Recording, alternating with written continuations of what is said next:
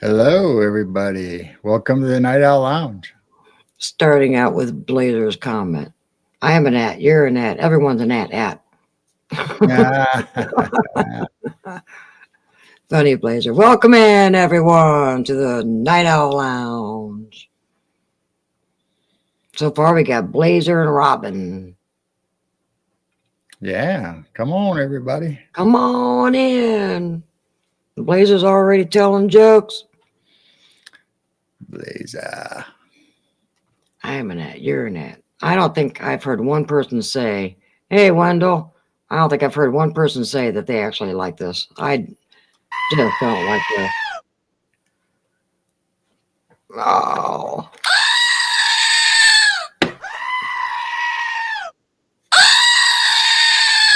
Who has the better goat?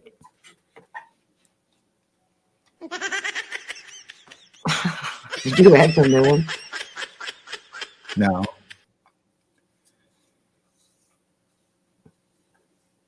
And welcome in Best Dressed Hobo. Think you're new? Welcome in chat. Yeah, welcome.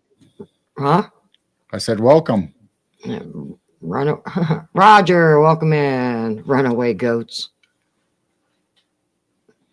Runaway goats. So I hope we can recognize everybody's name because the at thing can change who they are, doggone it. Oh well. Welcome in, everyone. Yeah. Sorry about the at thing. Some chats have it, some chats don't. And didn't you say you looked it up and it's a slow rollout and eventually everybody's going to have it unless they change their mind, but everybody's going to have it. Just like that stupid heart thing on the side of the comments. Some people had it, some people didn't. Then everybody got it.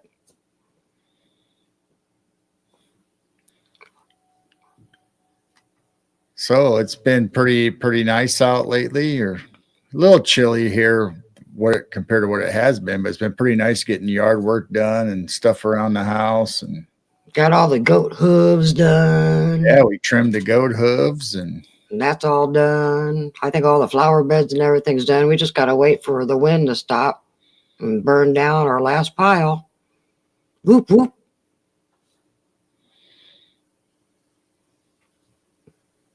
Robin, you're probably not going to have the other one come up with Robin. It's just if that's what her ID is, it will. Oh yeah, if your normal at underneath your account is Robin, right?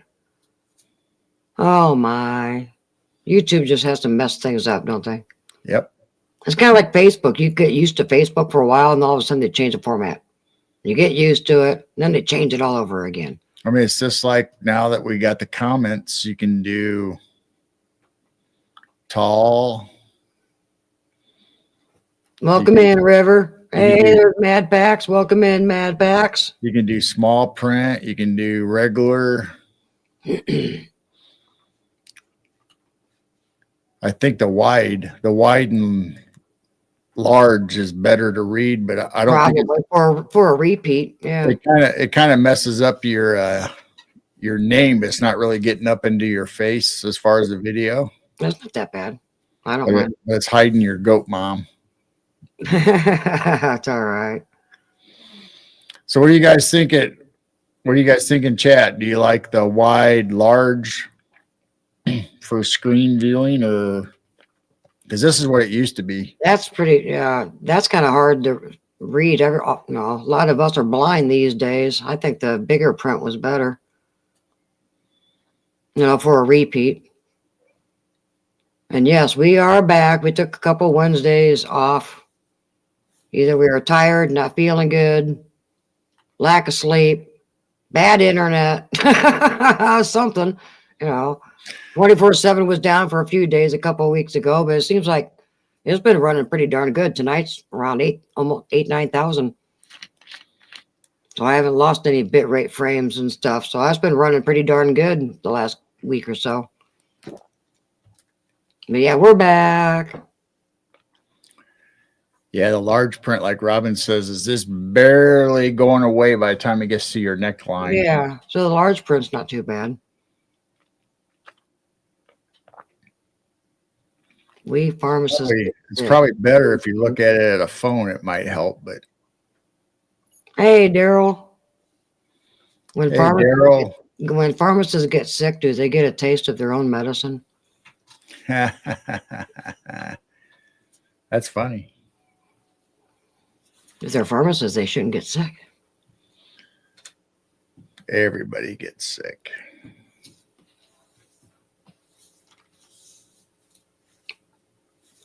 Oh, wonder if they can hear the wind chimes over the mics. I don't know. It is windy.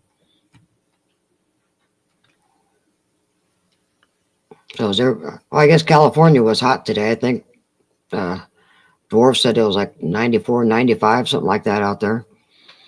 Everyone else is cooling off. Cooling off. So what's everybody been up to? Blazer had a birthday this last week. Whoop, whoop. Whoop, whoop, whoop. Either 52 or 53. So happy late birthday, Blazer. 65 in Texas today. Oh my.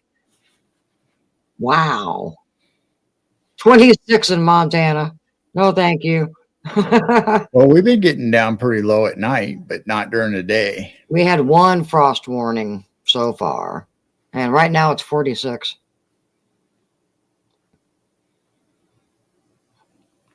$26 for a low. And 68 in the basement on my side. I got 73 on the Blazer clock.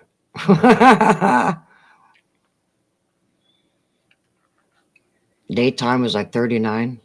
Well, that's like a heat wave, man. 39. I think we're going to have a cold, snowy winter. We're about due for a bad winter. And according to the, did you ever save one of those pictures? A little persimmons? No, I did not. All the pictures of the persimmon fruit comes out as a spoon, which means a lot of snow, and we're going to shovel. Nasty winds in Texas also. You guys had tornadoes down there yesterday in certain spots in Texas. Tornadoes. The 40 is a heat wave. I'm sorry, Blazer. Now they got a weather term. What is it? Something blob. Blob. Yeah, it's called a blob. We're going to have blobby snowstorms? No, it had to do with El Nino. El Nino or whatever that thing is. Yeah, all that.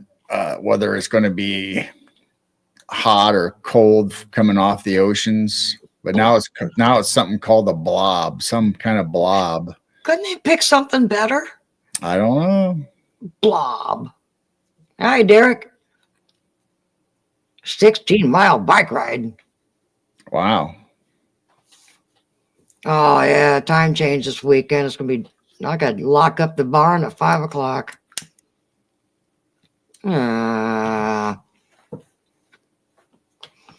River. Carol and Jane, I got a call from a lady who has a family of Yowies plus a portal on her property.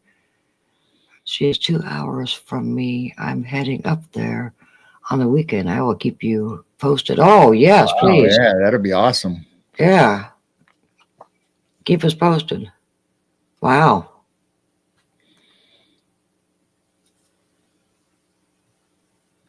Wow, I bet you are in shape if you ride that many miles. I used to ride a lot when I was in high school. Always rode a 10-speed or some kind of bike all the time, but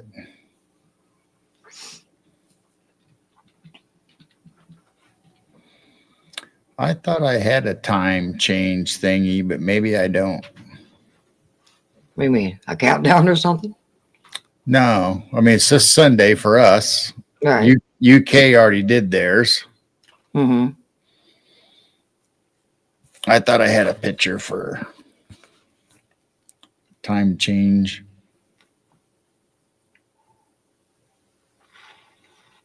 I give it 6 months. 6 months for what? Blazer says they always say that the daylight savings is such a great idea. I give it 6 months. Ah.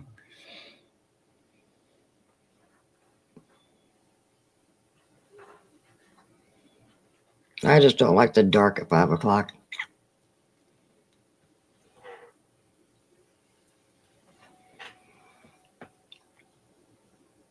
We need to move to Arizona. No, that's true. Actually, Blazer, you don't change, do you? I think Blazer's in the mountain. Part of Arizona doesn't change. I think there's a place in Indiana that doesn't change. And Blazer, I don't think you change because I think he's in mountain time. Oh, it's okay, Wendell. Thanks for coming in and saying hi. You got to go. Thanks for coming, Wendell.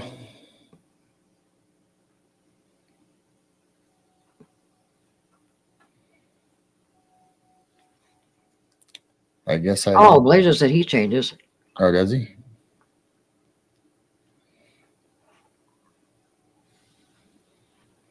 I guess I didn't save it. I was going to bring it up on screen if I saved it, but I didn't. At least not on this tablet. I just dread winter. I think most of the bugs are gone. I haven't heard any crickets. A couple little woolly bears still crawling around inside the barn, but I think that frost got rid of most of the bugs and stuff. And if you've been watching the 24/7, my goodness, these animals are getting fat and fluffy. That's because you're feeding them too much. Yeah, it's called Meow Mix. Even the fox, I mean, their coats are so healthy. Fluffy tails. Robin said she checked out Grove Church in Sugar Grove. It's for the cemetery on Google Earth today. Did you find it? Now, my family, like I said, is in Sugar Grove, out in Whitefield. I think Whitefield's a township. Used to have a little corner store. If you ever seen the old stores from the South or the old movies where they have the overhang porch, rocking chairs, that's exactly what that store was. It was just a general store, and it had a porch. Everybody sat on there and hung out, and that's where you got your news and stuff from. And so that was right down the road from the cemetery, which was, I think it was Blackwell's. Blackwell was the family that owned a property, and somehow our family was either related or maybe because Whitefield was such a small community. I don't know, but our family, I think 6 of our families buried in that little cemetery.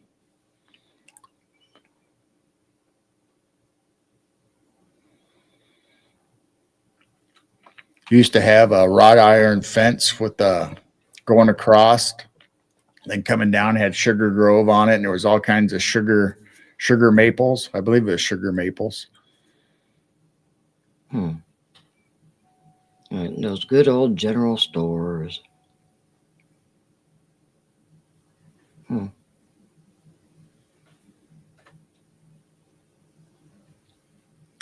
So yeah, I think if you do find a grave, and let's see if we can pull it up.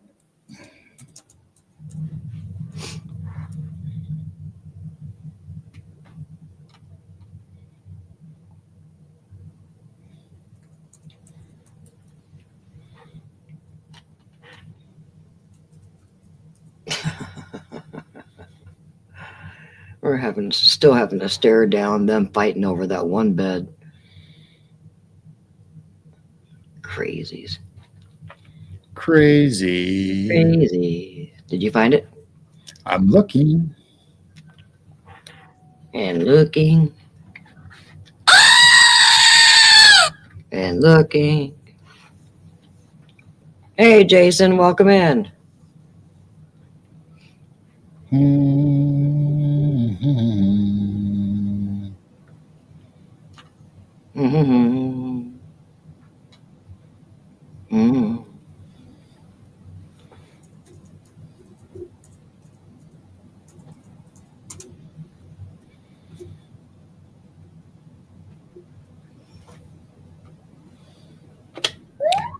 Let's see. We need to call Dwarf in chat. Dwarf, come in chat. We need Dwarf. He said he was going to try to go back live when he got home. He enjoyed the police chase today. Yeah.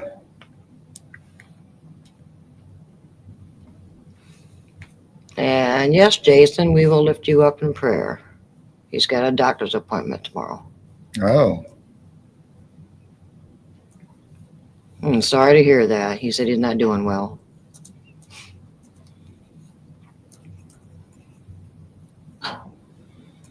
Goodness, what was that? I don't know.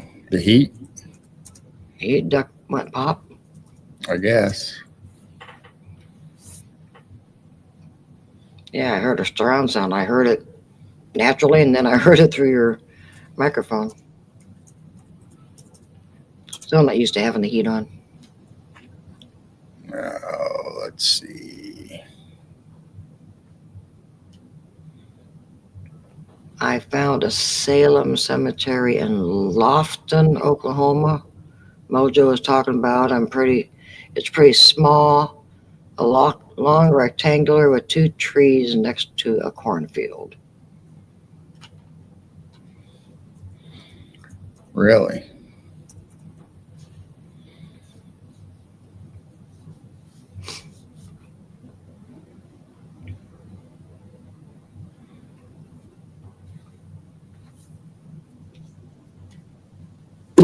All right, let's see what we can find. Critters. Where's all of our critters tonight?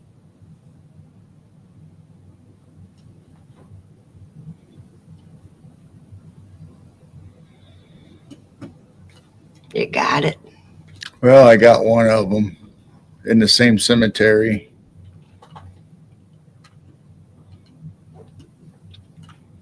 So that is Corporal William Henry Fountain, who died on the march.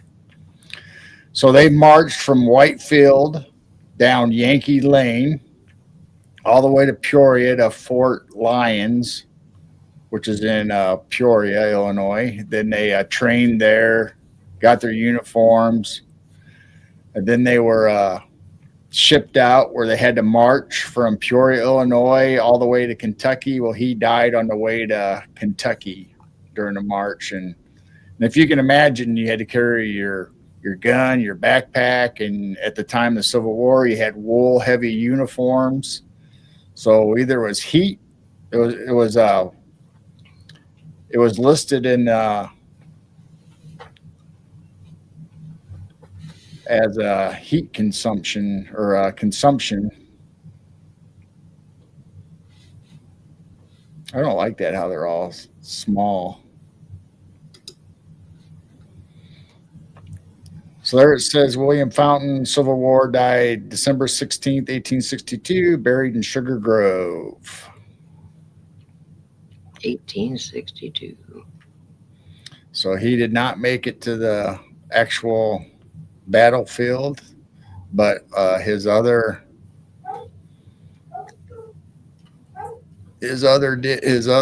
family members did.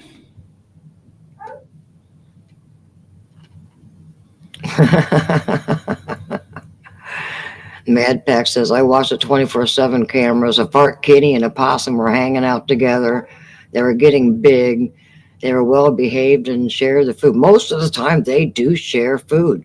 Now, the tiny little skunk, you can tell he must have been a baby from the summer. He'll go after that poor fox. That is hilarious. So we do have a little bully fart kitty.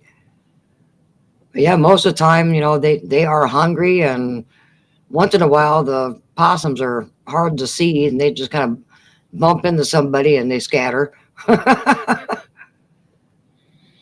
And then you see a coon with, somebody, and they just try not to get close to each other. They just want food. So there's Jane and William Fountain. Welcome in, Hillbilly. They're buried out in Sugar Grove.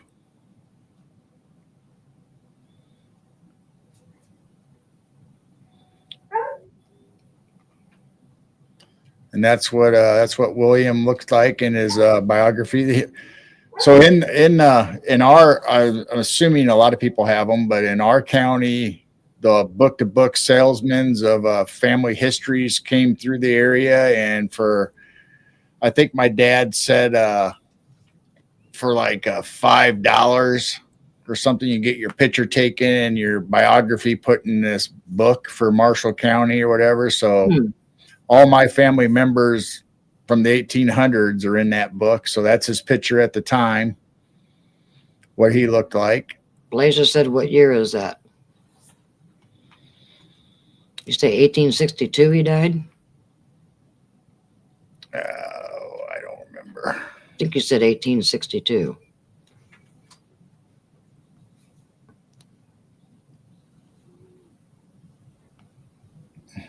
I can't see it. 18 something. How did I miss that? Hold on. Hey, hi, Alex Gardens. I'm not sure if you're my son or my daughter-in-law. So is this my son? Or is this Memorex? Or is this my daughter-in-law? Memorex?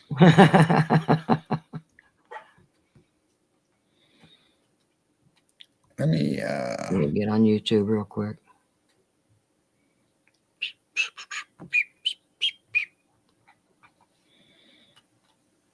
Let me see if I can do this Sugar Grove, Marshall County.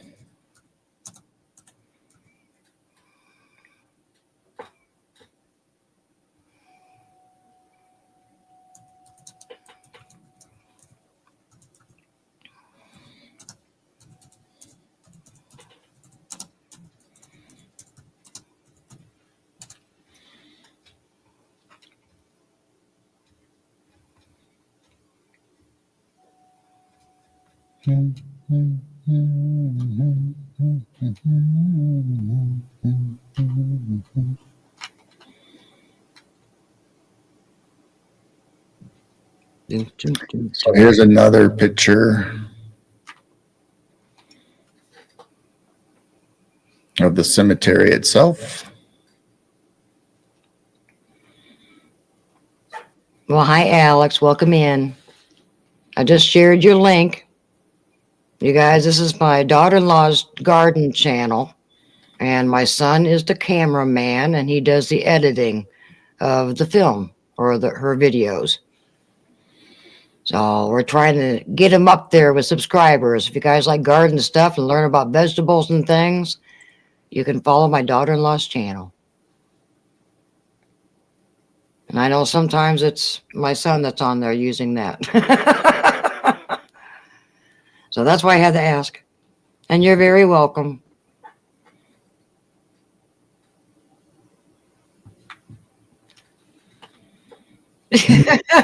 River's fighting kangaroos from the front yard again. It's time for a fight. I'll be back. Oh my, we wrestle raccoons and possums and skunks. He's got kangaroos in his yard. Can you imagine that? So that's what the Sugar Grove entrance looked like back in the day before the person in charge of the cemetery somehow either took it down or it just disappeared, or I'm assuming that family still has it, or they wanted it more than I guess the cemetery.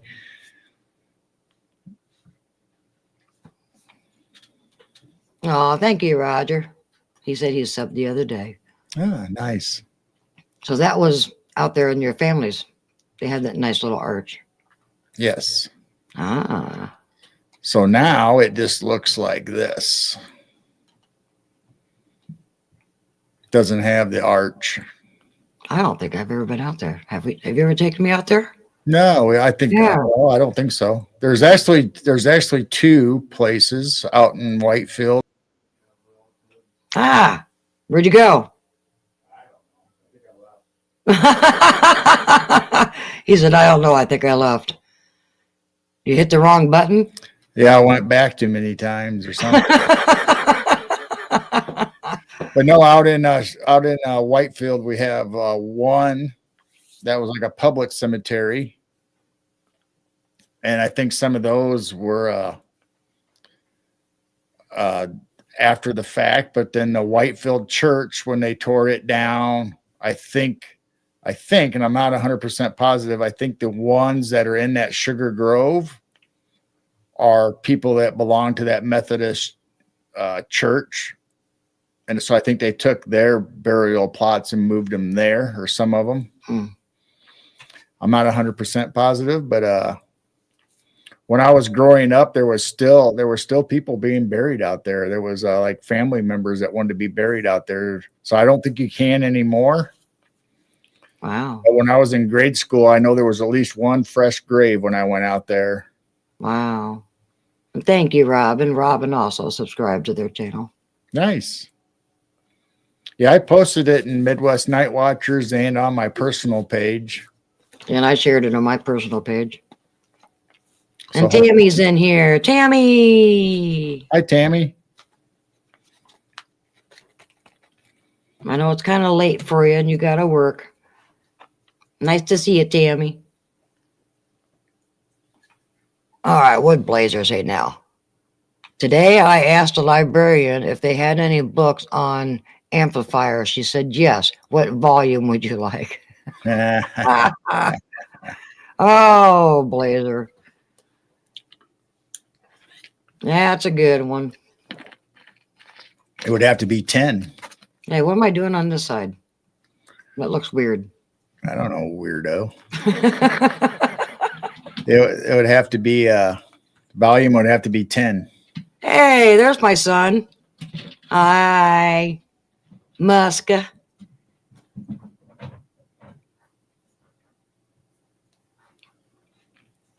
Welcome in, Hillbilly Herb. Oh my gosh, we're gonna hot box the chat tonight.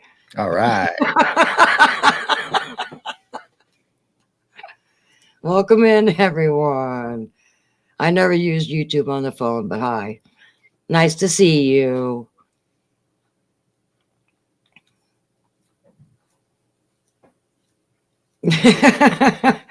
We just need Dwarfy. We're in the world of Dwarf. I don't know. So yes, everyone, Musk is my son, and Alex Garden's his gorgeous wife. And she loves gardening and making her own mulch and all kinds of neat things that you'll learn. So they're doing daily videos that they've already either recorded or editing and of their garden this year. And I think they're going to be taking over our garden this coming spring. So you'll be seeing some videos of what used to be our garden spot and see how they transform it, because we let it rest this year. So you might see some live videos of our goats and chickens along with them doing gardening stuff. And that's what they're planning. Still probably be able to see the cornfield behind us. And that's what they're planning tomorrow. They're going to come over and make some footage of the garden, and they can't really do anything quite yet until we burn down the burn piles, waiting for a nice day with no wind.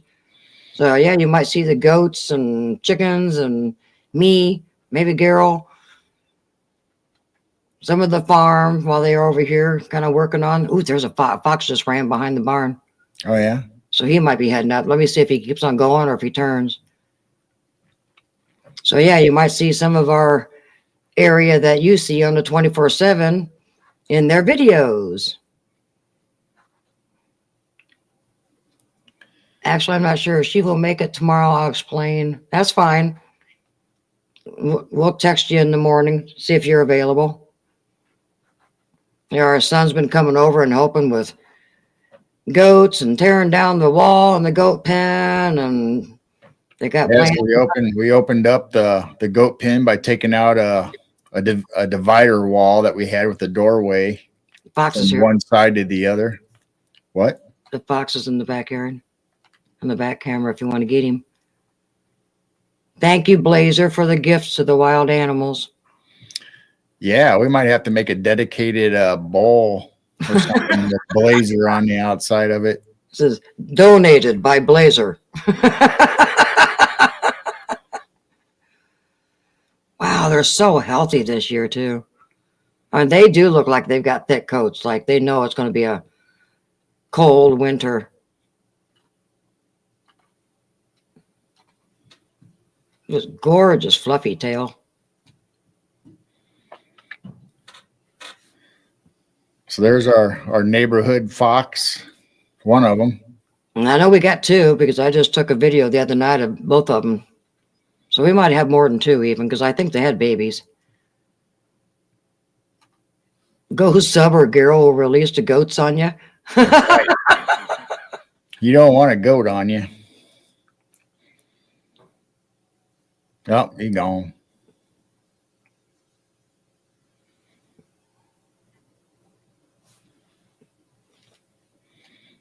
Did you leave all the way?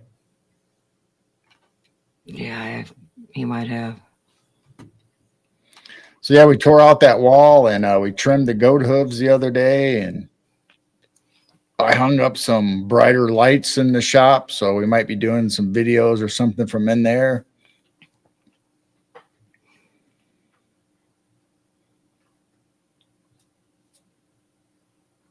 What a vixen. What a vixen.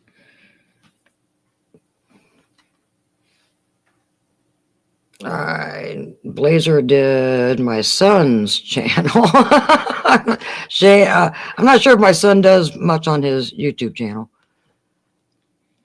So let me repost Alex's thing. There's the garden channel, which is my daughter-in-law's channel. And my son does the video, the cameras, and does the editing. So thank you for all the subs, guys. I know what it's like when we first started out having just a few hundred. Yeah.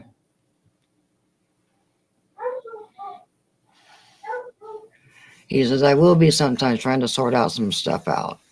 But for now, just promote her. Gotcha. Thank you, Blazer. And if you haven't subbed to my channel, there's my link. So right there where those boards are sticking out, there used to be a wall going all the way across with fencing.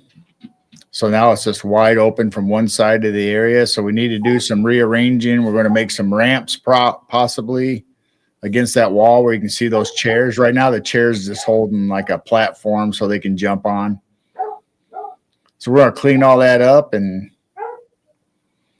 maybe put a ramp up over there, and we don't know what we're going to do. So thank you, Muska, for helping. We've been wanting that wall down for a long time. It used to be the chicken area, but ever since I got little bantams, they can fly very high, and they got out. So they can't use that area anymore, and I just turned it into the goat area. Oh, he's looking. Is he checking out the mouse bucket? Yep. Hey, Blazer, there's your favorite bucket. I already saw two of them go in tonight. It's getting cold, so they're starting to come in. So I got all the buckets all trapped around the barn. He's probably listening to hopping inside. No, I don't drown them and kill them, guys. I walk way out in the field and I throw them out and I evict them and tell them to go somewhere else.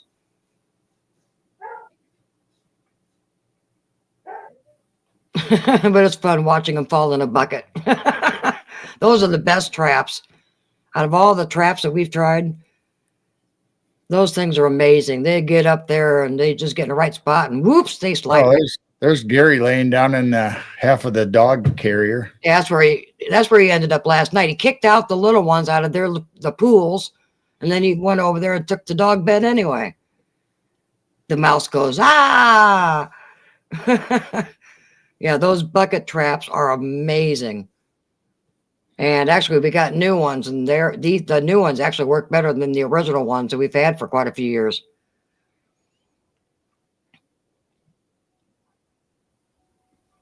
Went too far. See the chicken sleeping. So if anybody has mice problems, just get those lids for a 5-gallon bucket. Look at all the mice in the normal chicken pen. Oh, you see some running around still? Oh, I just saw 10 of them. Oh, they need to go to the bucket. I got 12 of them last night.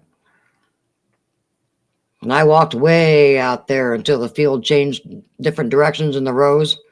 And that's where I threw them.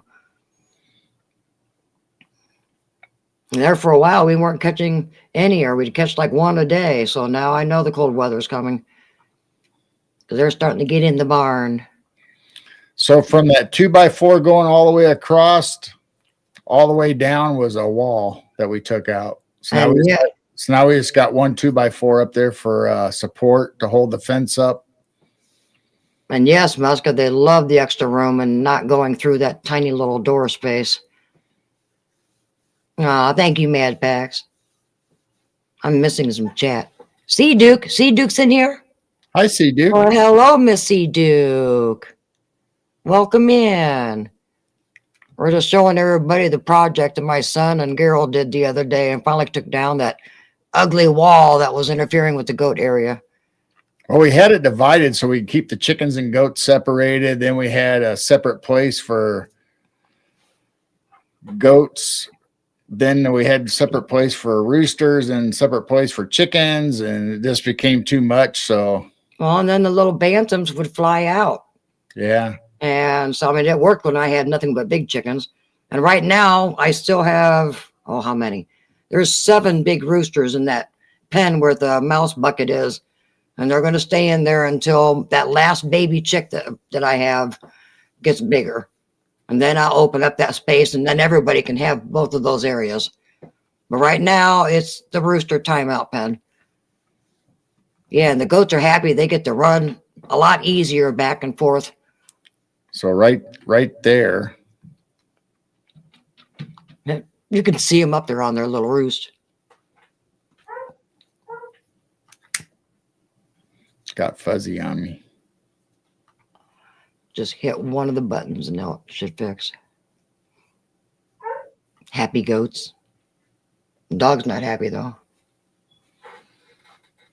So right where the bucket is, that fencing, that whole area from the wall we took out to right there, that's the hole for the roosters. That's the confinement, solitary for the roosters that behave badly.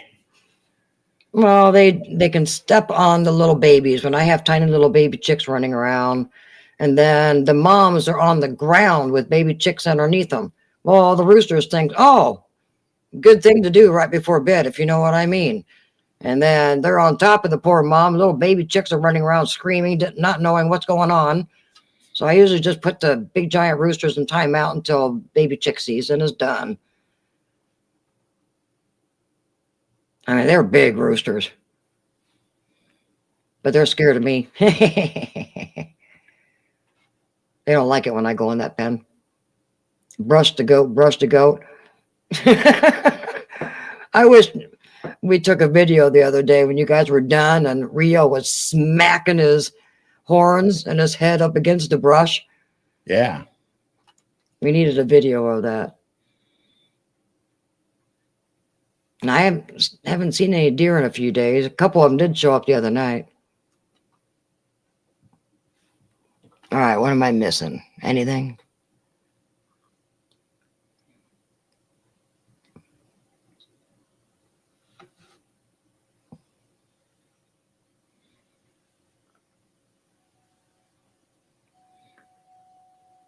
So we finally bought a 16 channel box for our cameras where we have an 8 right now. So we have 8 cameras hooked up. So now we have a 16, but we don't have it installed yet. So eventually we'll start adding a couple more cameras at first. One of them is a true night color. So I'm interested to get one of those to try it out. So it won't have the zoom or flexibility necessarily like this. It's kind of like a fixed camera with a little bit of zoom. But I thought it'd be kind of cool to see what true night vision or true night color looks like on these cameras. I wonder how well that would work when the northern lights show up. I don't know, but we'll find out if we get one. That would be neat. And welcome in Christopher. Welcome in Corey. Did I miss anybody? So yeah, a couple of weeks ago when we were on, we told you guys the real links were on sale. Well, the box was on sale. So we ended up going ahead and get that box because we do have a couple extra cameras now. We could find a place and go ahead and hook them up. But yeah, I like to have one in the second driveway so we can see on the other side of the barn, so we can zoom in and watch all the fox and everything going up and down that driveway, because we can see a little bit where the waterfall is, but the bushes and the trees kind of block it. So that would be kind of nice to have a camera over there and one in the front for, like the intersection.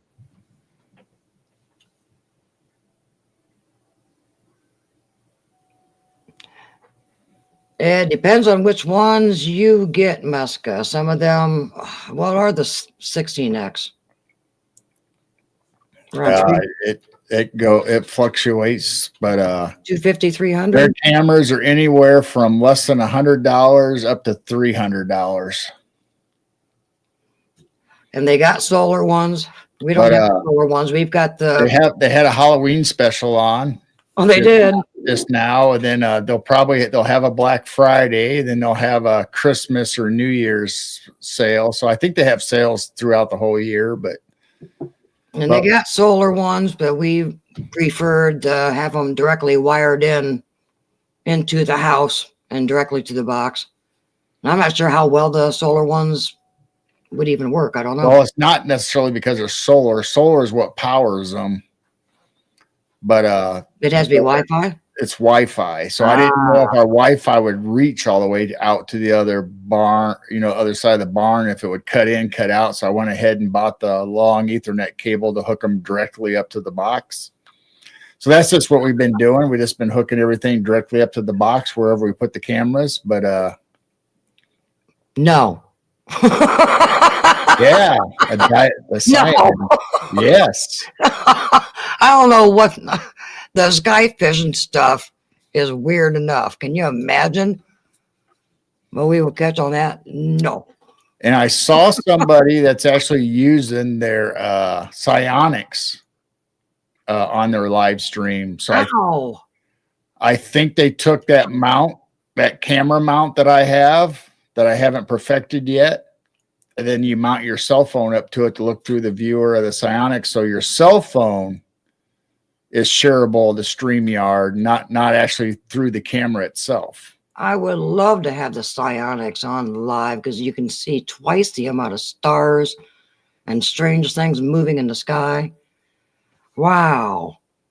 Because we tried so many different ways to try to get that psionics to get on live. That's interesting. So they plugged in a power bank, like how you recharge your phones, the little blocks. Mm-hmm.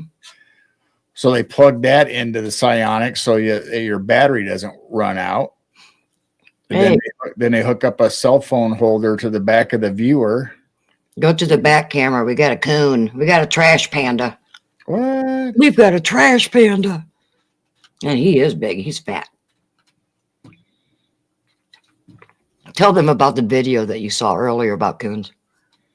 Oh, so there used to be a guy that would feed hot dogs, an older guy that would feed hot dogs to the coons on his back porch, and he'd have 30, 40, whatever coons coming up getting hot dogs. Well, tonight I found a guy that sits on his back porch, and he gets a spatula and scoops out peanut butter and feeds them off of the spatula, and he actually pets them. Has fun with them. One of them was giving him a little attitude, so he says, "Okay, I'm not going to feed you. I'm going to feed everybody else till you calm down." Then pretty soon that one was just sitting there like just putting his paws together, like begging, like he was being good. So he finally gave him some peanut butter. So then he behaved the rest of the night. But so is that on TikTok? That was on TikTok that I found him. Oh my gosh, this guy's big.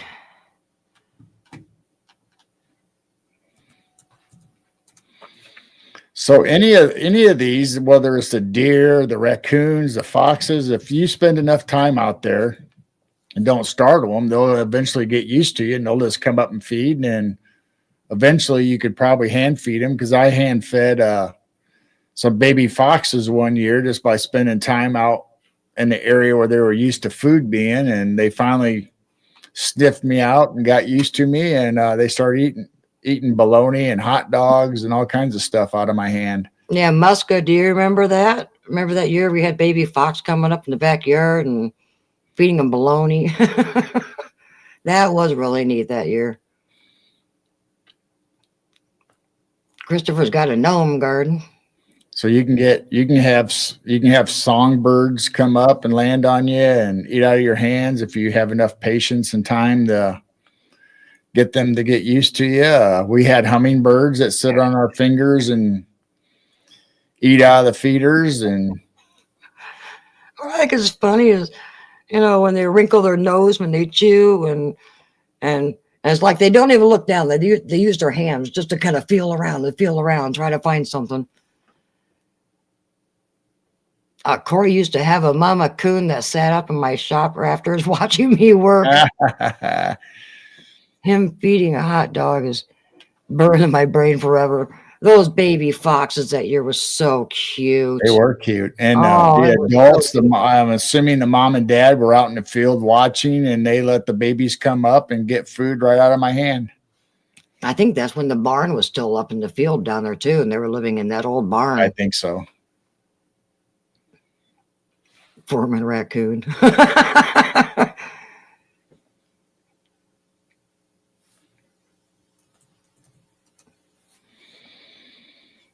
So yeah, if you watch the 24/7, it's usually skunks, possums, coons. I haven't seen a bunny in a while. I have a feeling maybe the fox finally found that last bunny. I don't know. I haven't seen a bunny. We got foxes and coons and skunks and possums and the stray cats. I still can't believe we had that Siamese. We got a Siamese cat. We got a long-haired, kind of like a cream-colored mix, almost like what would you call it, a cream brindle? Huh. I guess. I don't know. Then I saw a darker one that had kind of longer hair. And then we got the old yellow guy that's been around for years. That dude's been around for a long time. I remember Snickers barking at them, and they would sit down. Yeah, they would sit right there, right outside her reach. That's right. That fox would just sit there knowing that it was like a foot away, just sat there. So, you're on a chain. Blazer says, I want the Siamese. Come and get it. Yeah. It's definitely a purebred. Either he was mean and he got thrown out, or I haven't seen anything in the Henry page. Somebody's losing a Siamese. I think it'd be posted on Facebook. I put black oil sunflower seeds in that little bowl right there in front of the coon today. Yeah, they like sunflower seeds. So I don't know if the birds got it or they got it. No, I think there's still some out there. FedEx them. I can't agree. So far, he's not really friendly. He sees us and he runs away. So he must be feral. Uh-oh, something must be coming. Did he go up the tree? I don't know where he went. Usually when something's coming, he books up that tree. Let's see what and something's showing up. There it is. There it is. Can't imagine, why are coons scared of possums? Not all of them are. Some of them will stay there. Corey said he sent a picture of his buddy, but I don't see it yet. Of the coon watching them. Maybe it's taking a little bit. I haven't seen a bubble pop up saying that we got a email. Last night we had a lot of rain, and it was kind of funny watching everybody. The possum looked like a wet rat. Then the coon showed up. He was all wet. Then some skunks showed up, and they were all wet. Did you check the rain gauge? We got to take that down before it freezes. I emptied it the last. Oh, here comes a coon down out of the tree. He says, "Oh, it's just a possum." Yeah, I'm not sure how much rain we got yesterday. Man, that coon is big. They're just showing signs of a hard winter. And it's not just Blazer's cat food.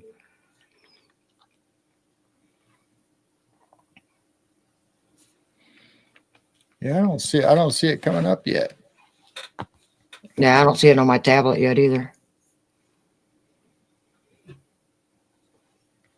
You got a fluffy tail.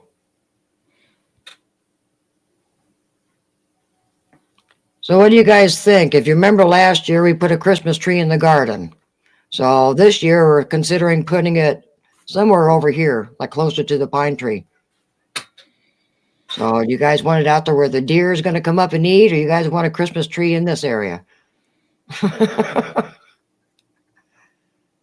I watched Mama Coon whip two of my friend's dogs one night, and those two dogs would go badgers, but not that big mama. Yeah, you don't mess with the Mama Coon. And you don't mess with baby skunks. They're more feisty than the grown-ups. I like when they hop. I know. This little guy that shows up, I mean, he is mad at that fox, and he will just charge him and chase him and hop around like he's just this vicious little thing.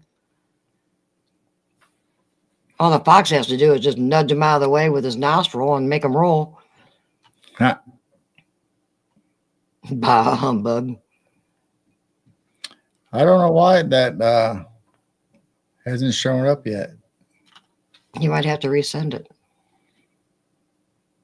It shouldn't be taking this long to download a photo. No. Oh, what? Okay, he said email. Okay, I was going to say email or messenger, but it must have been email. Raccoons aren't necessarily scared of possums, but they often back down due to the possum defense tactics, like displaying the 50 sharp teeth and hissing. Yeah. But they don't charge you unless you corner them. I mean, they're scaredy cats. They run away. Possums are like fainting goats. Yeah, then they play. I remember our dogs got one, and it was not dead. It was just playing dead. We used to scare them and bonk them on the head a little bit, and then they just lay there, and you just pick them up by the tail and just carry him around. And every once in a while, he'll start to reach up, and you just give him another smack on the nose or whatever, and he'll just go limp again. Now, I've never seen one hang from a tree by their tail. Do they actually do that? Yeah. Okay, because I have never seen. They're usually like, inside our windowsill or try to get in the barn. Well, I have never seen one hang from his tail. Yep, they can.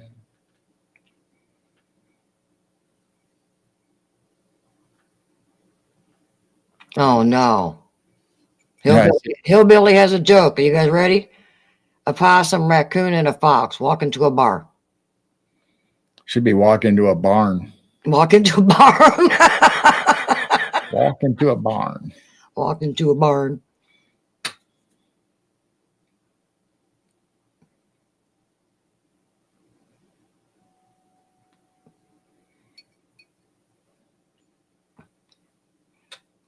And still no email.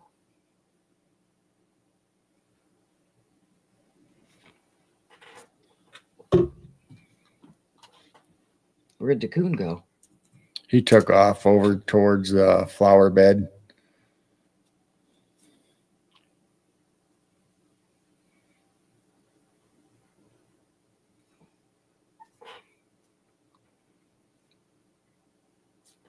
Himalayan porcupines.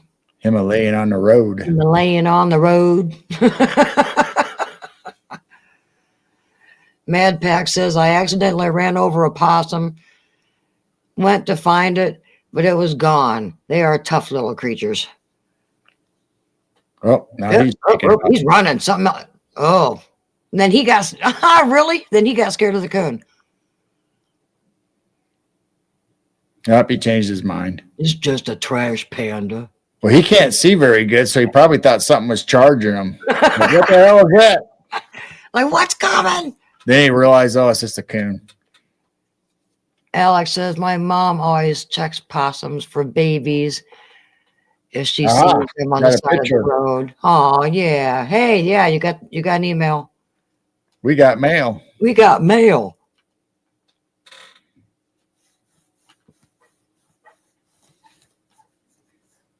All right, let's download. Yeah, that is true. That, if you see a dead possum, that if it's freshly killed, it could have babies in its pouch. Oh, I've seen that where they got hit and there's like Yeah, and then Babies everywhere, all over the road. so Alex's mom goes and gets the babies.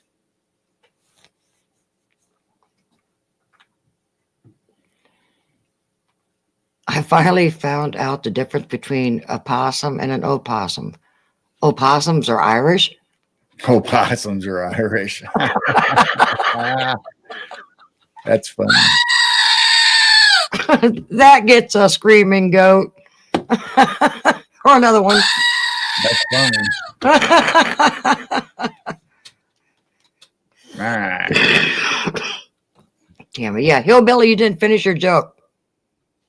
I think everybody says that. It's just like it's a start of a joke just to make fun of it, but then you don't actually really have a joke. Opossums are Irish. Ooh, you're going to circle around. All right, there's Corey's little buddy that was up in the rafters checking them out.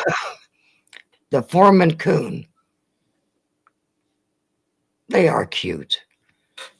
See his back leg just hanging on the beam? Yeah. Just chilling, man. Say, what are you doing in my house?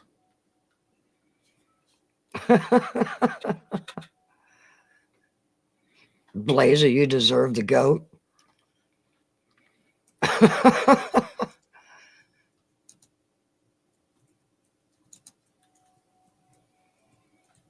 Oh, Hillbilly was hoping that somebody would finish the joke for him.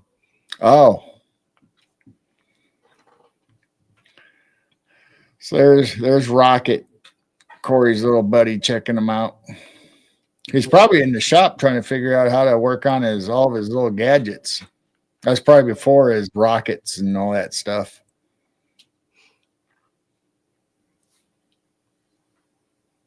Well, so far, I think I blocked off all their holes, so we won't have any inside the barn looking down at us I don't know. or peeking out at us. Corey says, I was listening to an audio of a Sasquatch howling one night. She jumped off my roof, knocked over some stuff in my shop. I never saw her again. Wow. A possum, a raccoon, and a fox walked into a bar. Over the hedge, two looked good. Oh, now they're all taking off. Uh-oh. Now what, a skunk? I don't know.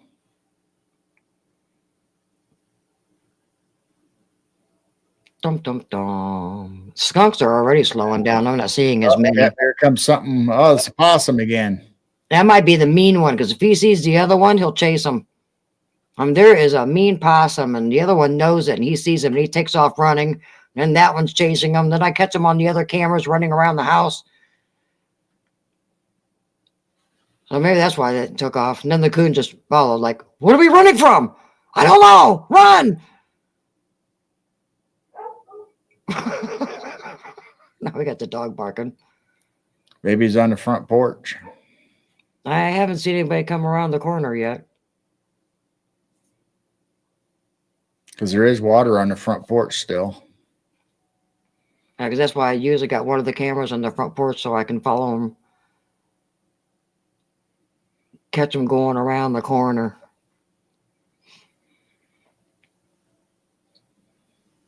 Yeah, it does seem like the skunks are slowing down. I'm not seeing as many. Because there for a while we were seeing 5 or 6 of them at a time.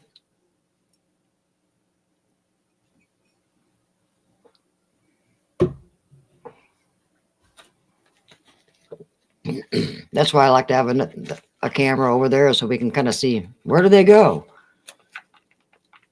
Because we lose sight of them. Because it got to be over there by the neighbor's, their little garage. Or they went that direction because I don't see them coming behind the barn and on the field camera. And I don't see them on the front camera, so they didn't go up the driveway. When he looks at straight onto the camera, he looks like the end of a number 2 pencil. Where you sharpened it and you got a little bit of lead where his nose is. And hey, Cosmic Joe, welcome in. Cosmic Joe. I just did a video on YouTube that nobody is going to watch, but I tried. Yeah. Sorry, Joe. Welcome in. I'm sure somebody will find it.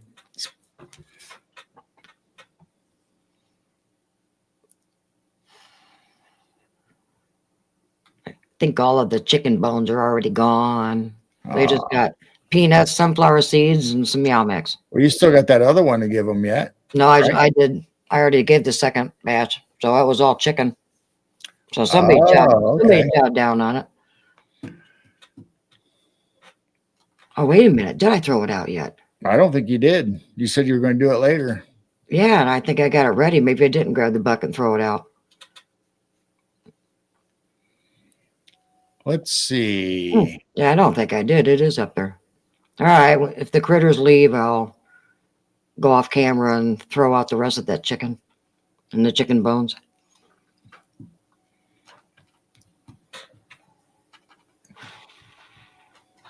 We're gonna call this segment "Did You Know?" Did you know? Yeah. Did you know? Dum dum dum. Dun, dun, dun. This is for educational purposes only. Some kind of thing. Let's see. Let's get this organized. And I'll let you know if I see a deer or anything.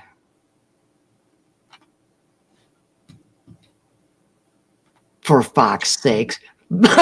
Please. For fox's sake. Fox's sake. All right. Did you know? 54 years ago today, the tale of Virginia's Bunny Man was born. Since we're talking about animals and bunnies. Bunny Man? Bunny Man. In the decades following, it was evolved into an urban legend and even spread into the surrounding state of Maryland. The legend grew to evolve to include Colchester Overpass, Southern Railroad Overpass spanning Colchester Road near Clifton, Virginia. Sometimes referred to as Bunny Man Bridge. It is here in one tale where the Bunny Man is said to hung the mutilated remains of some children over the hanging over the bridge. Another tale of Bunny Man is a ghost of a man wearing a rabbit pelts that died voluntarily while police tried to apprehend him. Now a spirit haunts the bridge. So there you go. There's Bunny Man. Yeah, see, Duke just said you should dress like Bunny Man for Halloween. Oh, Bunny Man. A Bunny Man. So here's Cryptid Acres, Creepy Acres. Blazer asked, did he take a hair plane? A hairplane. Wow. Well, he looks pretty menacing with a hatchet and I guess blood all over him. And I have never heard of Bunny Man. I mean, we've heard of Frog Man, all these other ones, but Bunny Man's, that's the first. I've never heard of Bunny Man. So here it says October 19th. Dressed like a bad bunny. I had these ready, but we didn't make it last week or whatever. So I thought we'd go over all of them this week. So October 19th, 1970, 12 a.m., Burke, Virginia. Following an Air Force Navy football game, an Air Force Academy cadet Robert Bennett and his fiancee Dusty pull their car over into a field just off Guinea Road, intending to park there and visit an uncle who lived across the street. However, before the couple can exit the vehicle, a man clad in a gray and white bunny suit runs from the nearby bushes screaming. The Bunny Man accuses them of trespassing, and suddenly the front passenger window of the vehicle explodes as a wooden-handled hatchet crashes through it, showering a couple with broken glass. Terrified, Bennett quickly spins the car around and speeds away while the Bunny Man simply turns and skips off into the night. In the weeks that follow, the Fairfax County Police receive over 50 reports of an ominous bunny man hunting the area.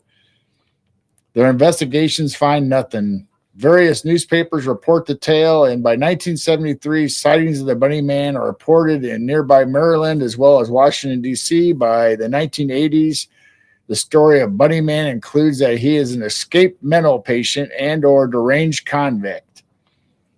While we may never know the true identity of Virginia's Bunny Man, sightings of the urban legend still persist to this day. So there you go.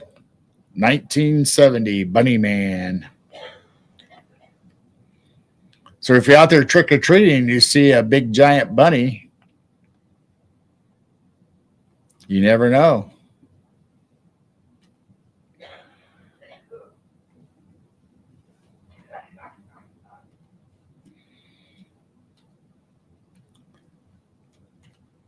And then for October 20th, as everybody should know, 57 years ago today, easily one of the most heavily scrutinized pieces of film footage in history, the Patterson-Gimlin film was shot today and remains as famous as it is controversial.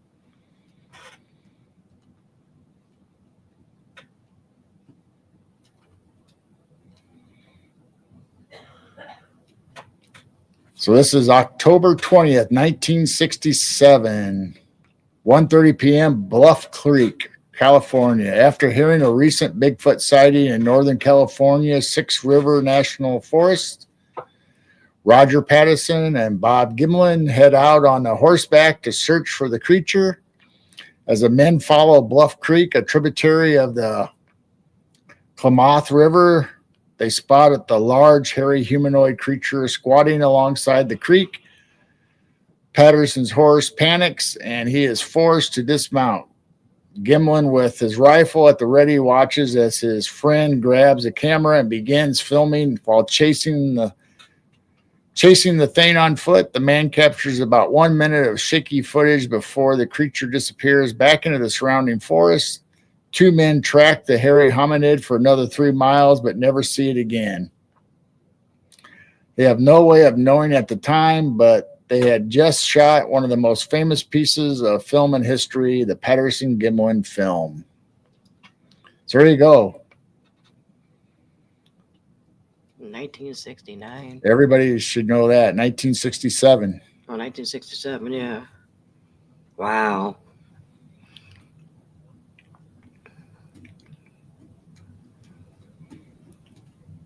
So to go along with that,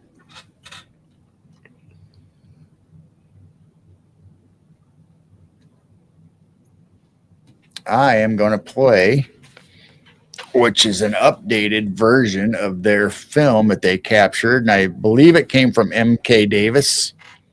I think this is his work, but I think I found it on another site. I don't think it came off of M.K. Davis's when I found it.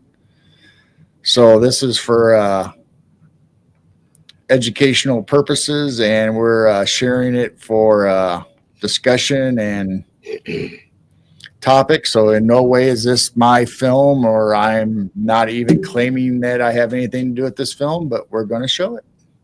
So YouTube, be nice. Yeah, be nice. Darn YouTube. Yeah, sweet Patty. So let me know if you guys can hear it, or it should be just music in the background.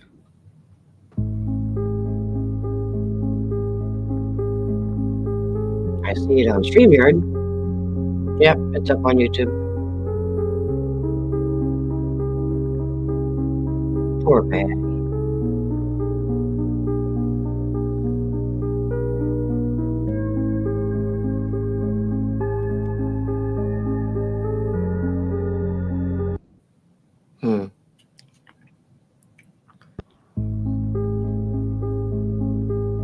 That is good footage. So this is an HD version where they digitized it and brought it into basically perfect quality.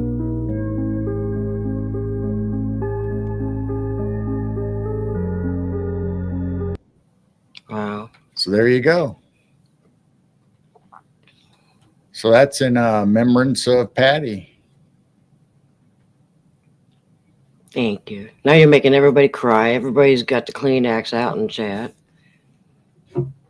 They do. Yeah. Let's see. What else did we have past Patty? I know we had some more.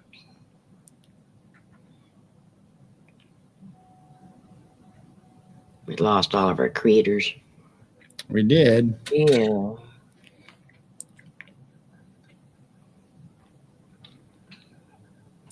Let's see. We were just on Patty. And then, yeah, I agree, C. R.I.P. Patty. So, October 1973. Oh. Let's see what that is. So it'll be October 25th. 51 years ago today, one of the most bizarre encounters in cryptozoology and UFOlogy occurred in northern Union Township, just outside Uniontown, Pennsylvania, in Fayette County. So strange it would forever blur the lines between the UFOs and the cryptids forever. Anybody know this report? Anybody? Bueller? In 73. I don't know. Bueller.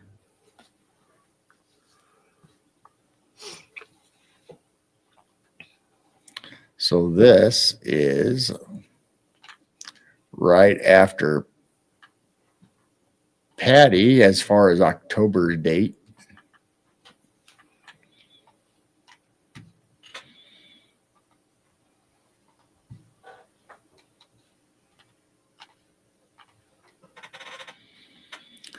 So here we have today in creepy history, 20th of October 1973, 9 p.m., Fayette County, Pennsylvania. George Kowalski, 22, leaves a gathering at his family's farm to investigate a huge red sphere that he and 15 others watched descend into a nearby field. Armed with a rifle, is joined by twins, two neighbor boys, Rick and Nick, 10. In the field, they discover a 100-foot dome of blinding white light that emits a strange whirring sound. Suddenly, they spot two beings 7 or 8 feet tall with gray-brown fur, long arms, and glowing green eyes, walking single file in robotic fashion along a nearby fence line. The lead creature makes a sound like a baby crying each time it reaches another fence post. That's weird. Alerting the second creature that is following it to proceed to the next post. George shoots at the creatures, but it has no effect. Suddenly, the dome of the light vanishes, but the ground it occupied continues to glow. Meanwhile, two creatures turn and retreat to the nearby wooded area where they vanish. George and one of the boys suffer eye burns, a common occurrence in many UFO sightings. So if that's not a Bigfoot and a UFO linked together here in Fayette County in 1973, I don't know. I don't know what it would be. Wonder why it would cry like a baby when it reached a fence post.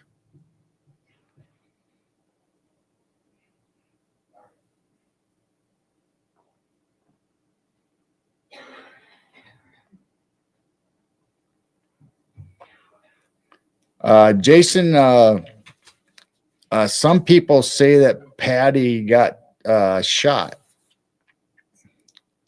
The report I read just said it disappeared and went in the woods, but I've heard other reports where the people on horseback chased Patty down and she was unfortunately unalived. But I don't know that for a fact. I'm just saying what other people are saying, but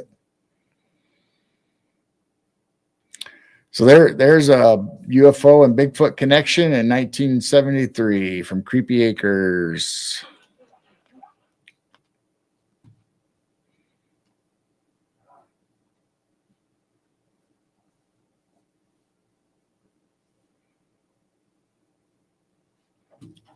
So then, did you know?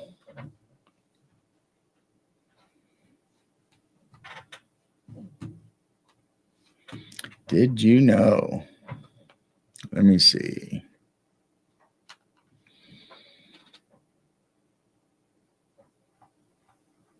I think the next one is October 25th also. It says 100 years ago today. While there is some confusion on the exact date of the first sighting of Trunco, have you ever heard Trunco before? Me either. Some sources claim it is in November, and a persistent error puts it in the year 1922 instead of 1924.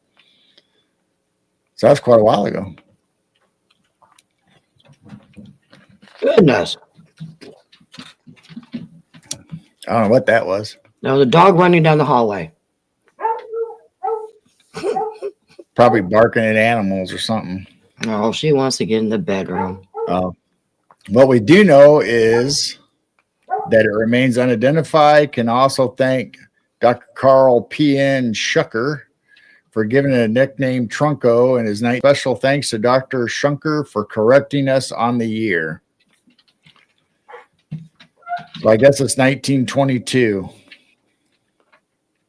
That didn't sound good, whatever that was.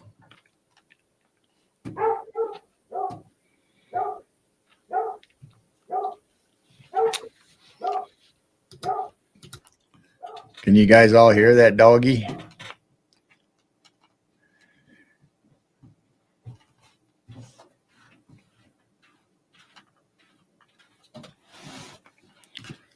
Yeah, now she stopped. Yeah. So here, October 25th, 1924.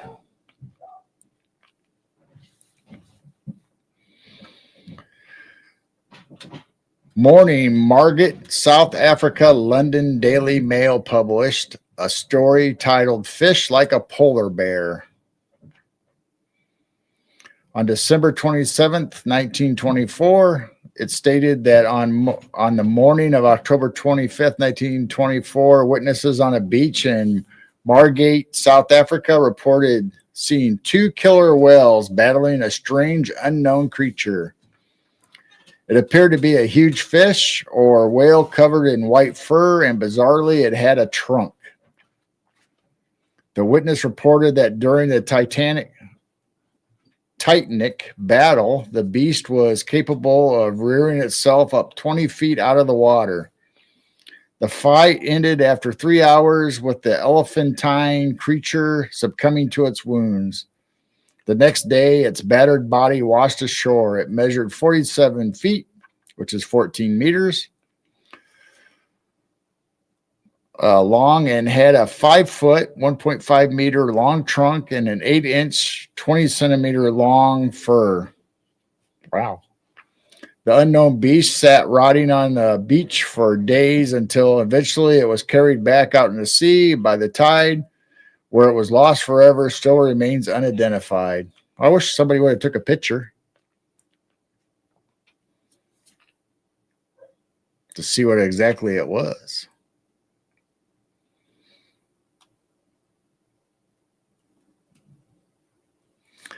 So there you go, a white furred whale or whatever that is. Never heard of them being furry. Yeah. Strange looking according to the way they drew it. Mm-hmm. Looks like an anteater whale. Oh, I never thought about like an anteater. I was thinking like an elephant trunk. Oh, looks like an anteater. No, Robin says looks like a baby elephant. Baby elephant. Joe said anteater.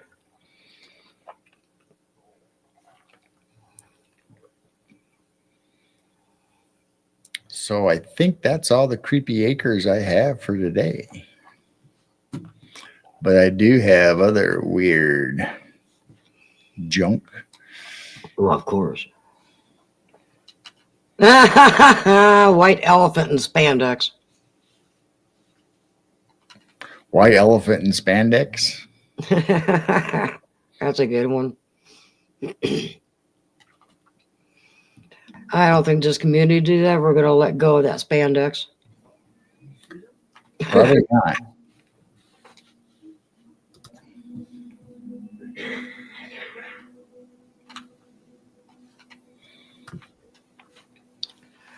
Oh my.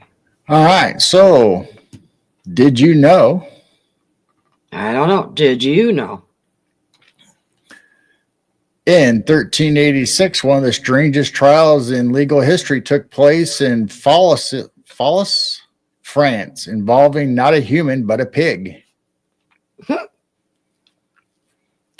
So what do you think it is? What do you think is going on? Why would there be a pig in a courtroom in 1386 in France?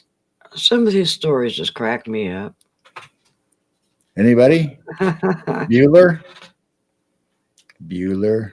Because a pig got loose and both farmers were fighting over which pig belonged to who, and it had to go to court. Oh, that's a pretty good guess. The cop was summoned. The cop that summoned the pig. So here, this story says, according to historical record, the pig was accused of attacking and killing a child named Jean Lemox. Keeping with medieval European law, which often extended human justice to animals, the pig was arrested, imprisoned, and even assigned a lawyer to defend her in court.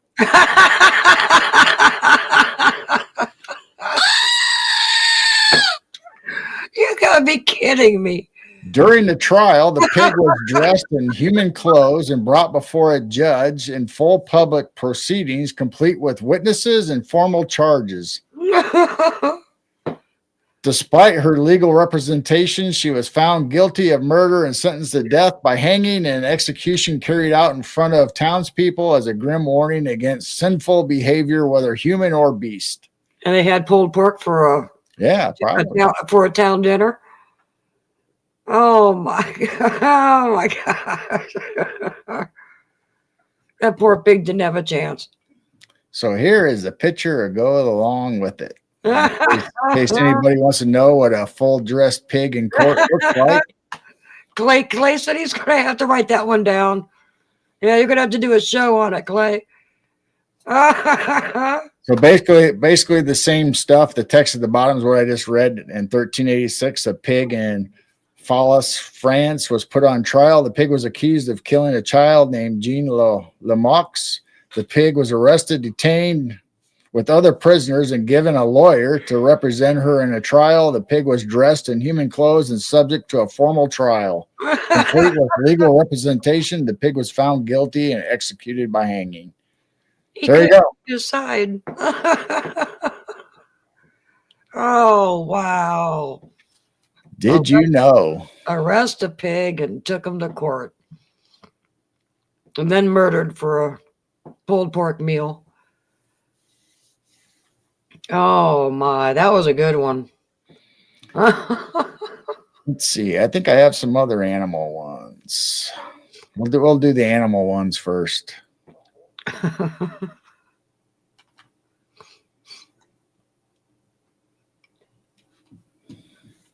So he was found guilty and hung. He was found guilty and hung. But he was given a fair trial, though, I guess, and representation. Arnold the pig from Green Acres. Here is a bear weighing nearly 300 kilograms, the boss in Banff National Park, most legendary grizzly. He has eaten 2 black bears, survived multiple train collisions, still roams near people without aggression. Wildlife researchers calls him one of the toughest and most remarkable bears ever recorded. So he's been hit by trains and fights with black bears, and they call him the boss. The boss.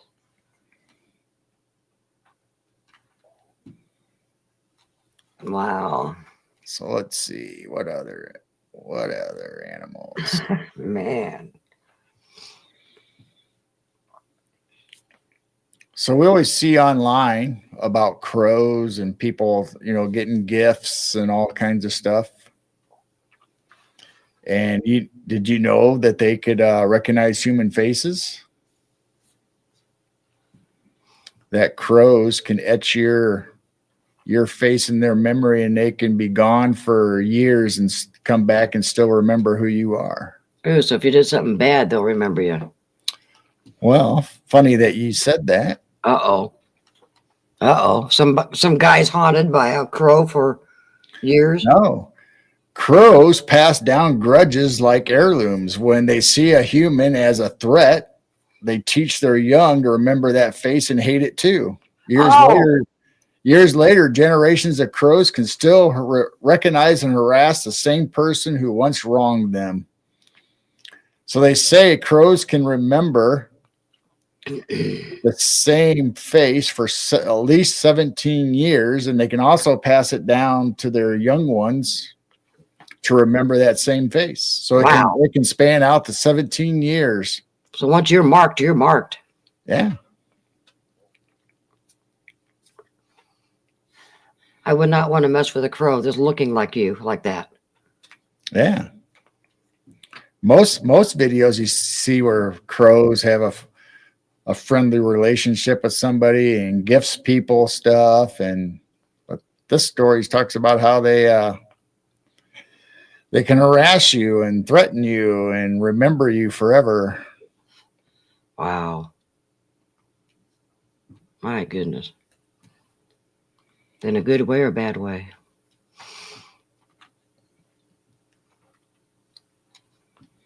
Let's see.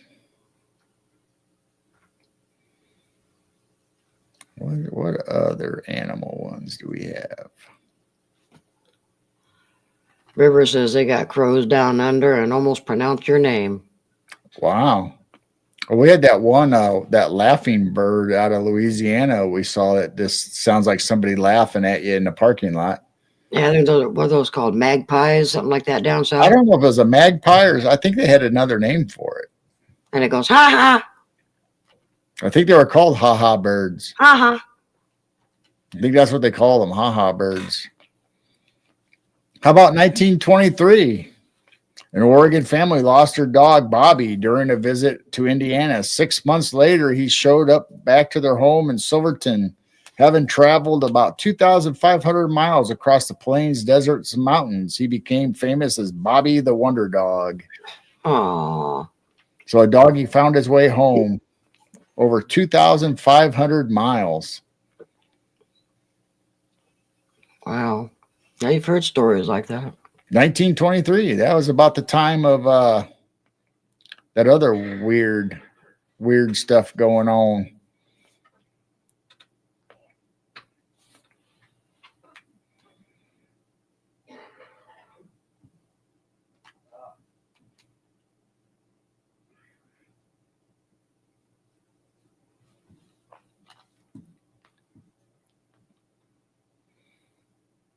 Sorry, I'm trying to get rid of a tickle.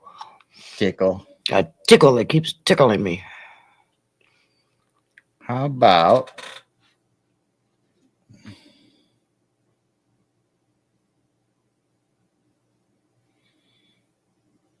let's see.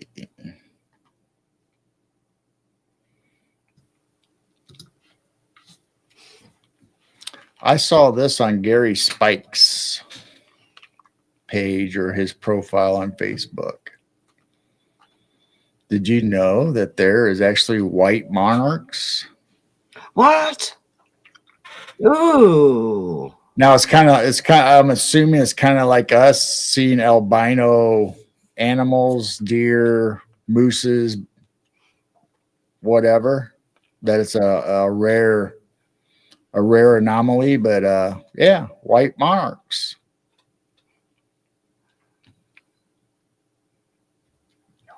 Wow, that's pretty. I think I prefer the orange and black, though. I think orange and black looks a lot prettier, but that's pretty, for this being unusual and never seen a white one. That's cool. Wow. Yeah, it is pretty. Yeah, I'd like to have some of those around here. Maybe we do. We just haven't ever seen one.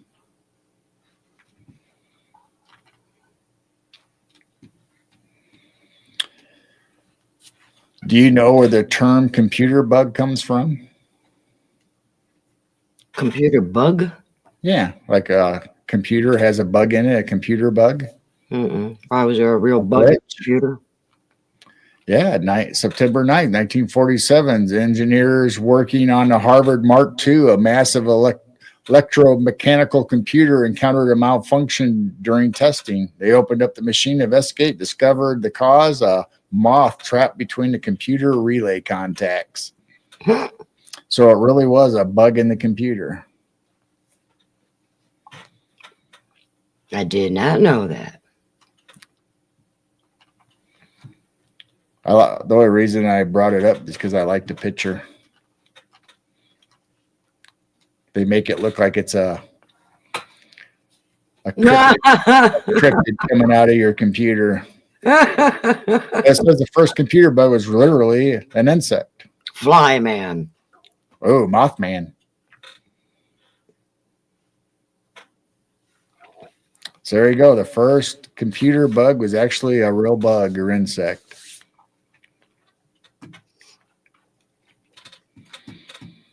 All right, let's get into some of the weirder stuff.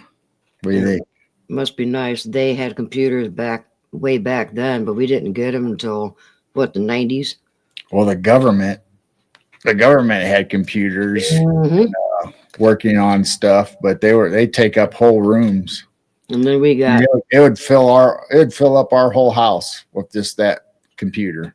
Then we had them, and they were sucky dial-ups, and yeah, and I'm sure it was a huge computer. Yeah, I bet it was. Yeah, because they'd be certain building. We'd go down to Baton Rouge to visit, and they were showing us those buildings that were nothing but a computer. Filled up the whole place. Right. All right. How about when we talk about Pearl Harbor during World War II and they bombed Hawaii? Did you know they reached the mainland? Yeah, an enemy pilot who bombed American soil did something incredible 20 years later that restored faith in humanity. During World War II, a Japanese pilot carried out one of the rare aerial attacks on mainland United States, bombing a small Oregon town. But what happened decades later shows how the even deepest wounds of war can heal through extraordinary acts of courage and remorse. So he actually made it to mainland and bombed a small town, this Japanese pilot. And here he is right here. And it says a Japanese pilot who bombed Oregon in World War II returned 20 years later, offering his family's sacred 400-year-old samurai sword as an apology to the American town he attacked during the war. And I think they have it on display. I think it's still there. But I did not realize that any planes came to the mainland. I thought they all got taken out in Hawaii or...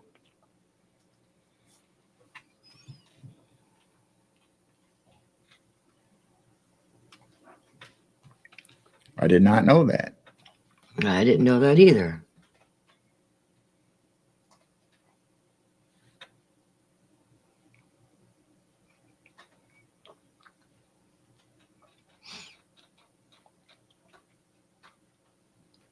Manuel Labor was a Spanish tennis player.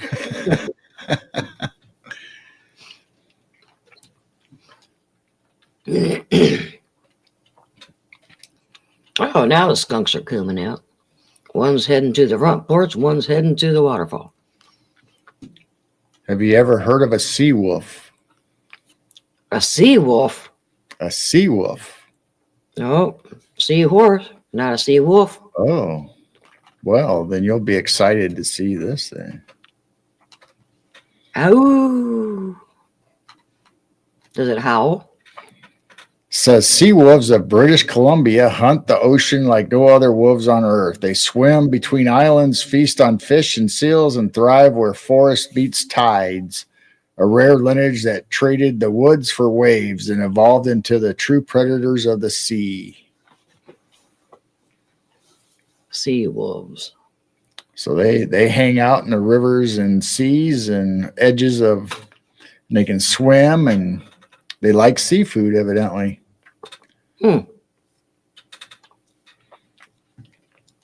I know some of the battleships in the military were called sea wolves, so maybe that's where it came from. Maybe.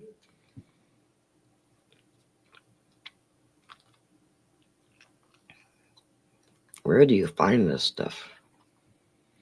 It's everywhere.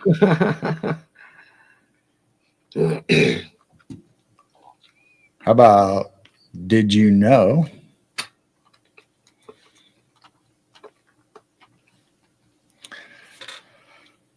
that on October 9th, 1992, a 13-kilogram meteorite blazed across the U.S. skies and crash landed in Peaksville, New York, smashing into a 1980s Chevy Malibu in a family's driveway. Was that Blazer? Blazer, what are you doing?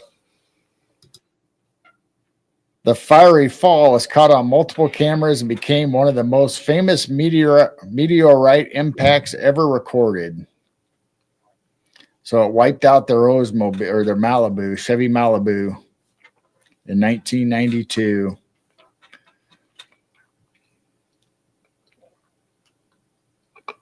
Yeah, and they made it more solid back then. I wonder if you can claim that on insurance. How? Amber! Hi, Amber. Welcome in, Amber. Hope you guys are doing well. October 9th was my birthday, but not 1992. Oh.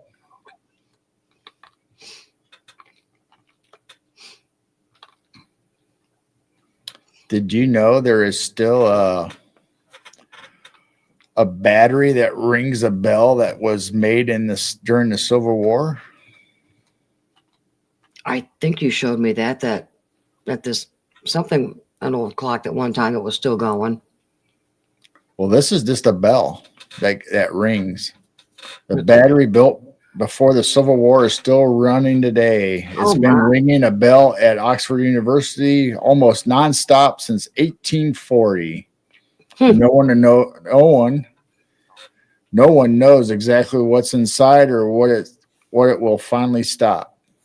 So they thought about taking it apart and cleaning it, but then they were afraid that they wouldn't be able to get it to get going again. So they didn't want to mess with it. So it's been untouched. Yeah, imagine that. Only one-time battery. You didn't have to replace them. So it's been ringing almost continuously. So I'm assuming that they have tried to clean it or the glass or whatever or something, but they decided not to mess with it anymore. Guess what? Well, Dwarf alert! Dwarf alert! dwarf alert! Dwarf alert! Dwarf alert! Yeah, Dwarf's ears were ringing. Dwarf alert! He's number 20. Number 20. Obviously wasn't made in China. Yeah, he's number 20 in the likes. You just click the button, he's number 20. Now everyone's saying, hi dwarf, hi dwarf, hi dwarf. Yeah, you do need to download a siren on your computer. He made a comment last night. He goes, yeah, gee, I need to get a siren sound like you. Oh, wow. So the Atlas moth is one of the largest insects on Earth. Wow. Native to Southeast Asia's rainforest, the vast copper wings stretch nearly 25 centimeters across, their tips shaped like serpent heads to scare predators. Despite its beauty, the adult moth never eats, living only days on borrowed energy. Wow, that's huge. Now, I've seen a Luna moth, which is huge, but not this big. Wow.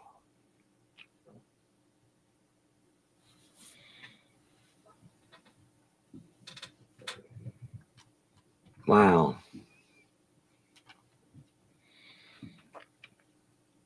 Wouldn't it be neat to walk through that area? But there's all kinds of deadly things in that area too. Yeah. They will eat you. Wow. That was pretty. So here's an event we always talk about and talk about current ones that could possibly happen.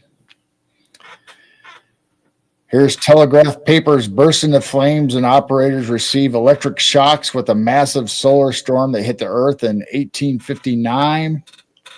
Named the Carrington event. It produced aurora so bright people in the Rockies thought it was daytime.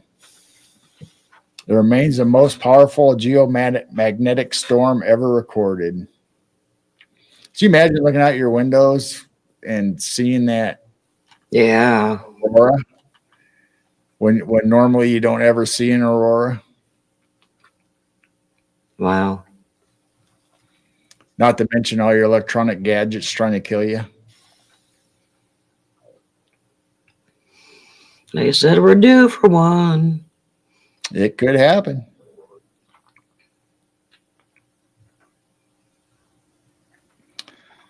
So that is the Carrington event from 1859.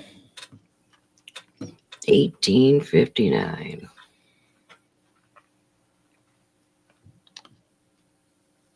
Do you know? That's no problem, Amber. You go and check on Mom when you need to.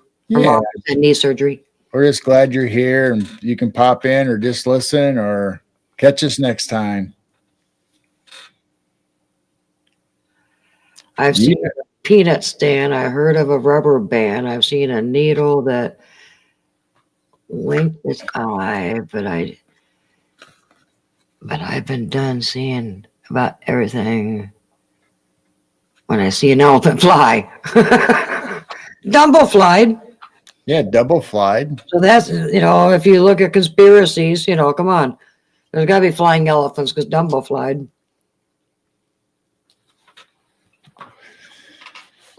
Do you know? Nope. You don't? Nope. I probably don't know. Who the most famous actor was Most famous actor.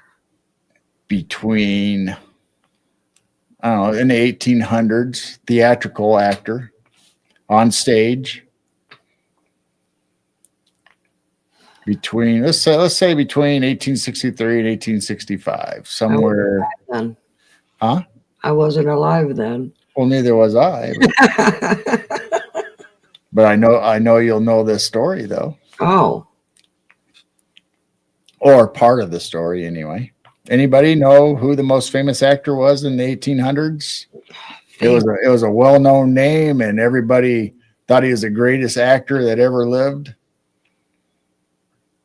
I take it to be like Broadway? It'd be on stage in a theater. J.W. Booth. J.W. Booth. Johnny Depp. John Wilkes Booth. Make sure the channel. I'm going to tonight. It was his brother, Edwin Booth. So Edwin Booth and his brothers, including John Wilkes Booth, performed plays, but Edwin was a big draw. He was the best actor, and John Wilkes Booth wasn't very good.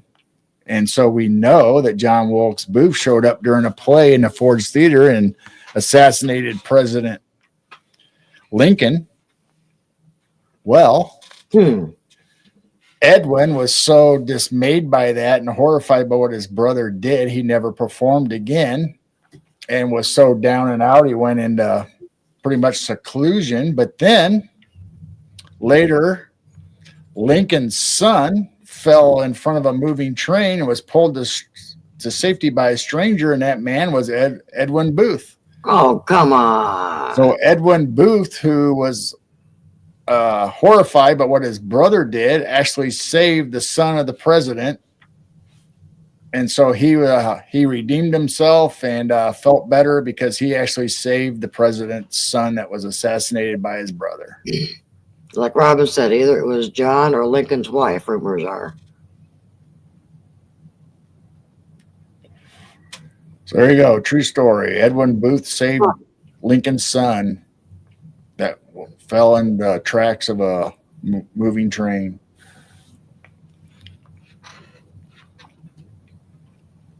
What a coincidence, huh? Mm-hmm. Or was it a coincidence? I don't know. Two stinkies and a possum.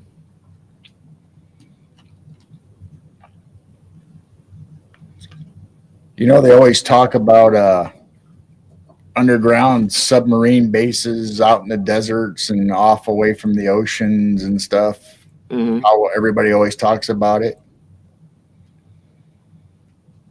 Yeah. Well, did you know that there actually is a Hawthorne naval base out in the middle of a desert? And it actually says on the sign, Naval Undersea Warfare Center, Hawthorne Detachment. Oh.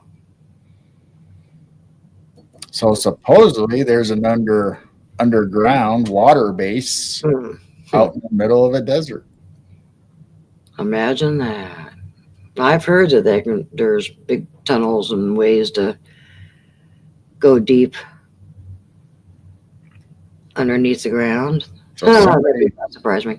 I'm assuming this picture is real, that somebody actually took that picture of a sign. Jeez. Two skunks, a possum, and a coon. What? Yeah, we got two skunks, a possum, and a coon. Wow. Holy cow. That sounds like that joke. Yeah. What do you get when you got two skunks, a possum, and a coon that shows Oh, it up? looks like we're getting ready to have a fight. Ooh.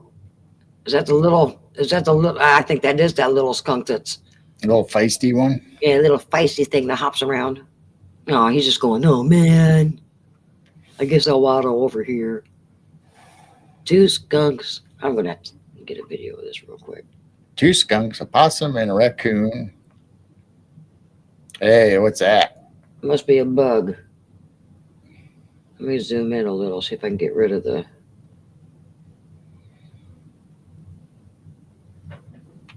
No, come back. Come back. I want to get video of you.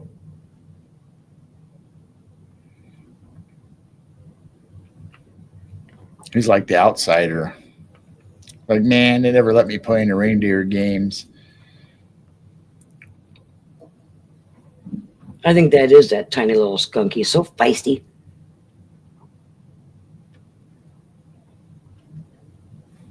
It is interesting how, they're all hungry. They all know they're eating.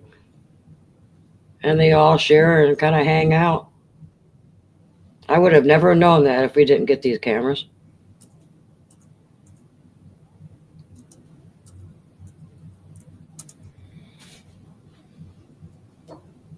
Just watching nature like this, seeing how they act with each other. Don't go up to that little one's butt. He's going to turn around and charge you.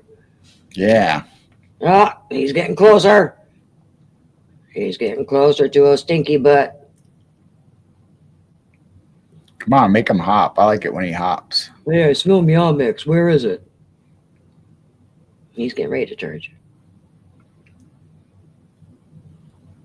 It's amazing. Oh my goodness. Oh, he's getting closer. Mm-hmm. There he goes.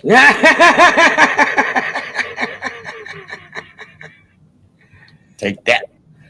That little stinker. He is so feisty. Look how fluffy his tail's getting. Yeah. He's got two spikes, two white spikes coming out of the back end of his tail.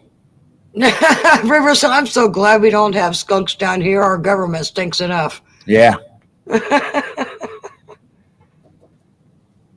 Yeah, you can tell they're getting fluffy.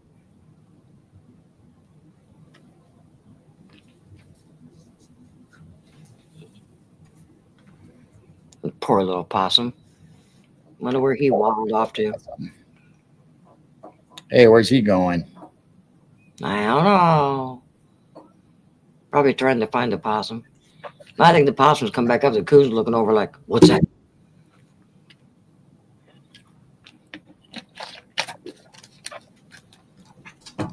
I didn't think coons and possums were so spooked. Spooky. Well, now we're down to 2 critters. Oh well. We can go back to your stuff if you got more stuff. No, I don't want to now. You know. Maybe the possum will come back. Or you let me know if there's any fighting. Yeah, I will. Or So do you know? Did you know? Do you know? Hey, Lantern Keeper, welcome in. Hey, Lantern Keeper. How's it going? Do you know why the Mona Lisa became the most famous painting on Earth?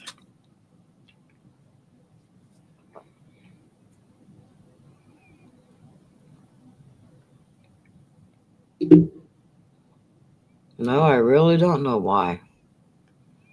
Well, let me tell you. Because her smile was fake. Everybody talks about the smile and Well, isn't it that there wasn't a smile, now there is a smile?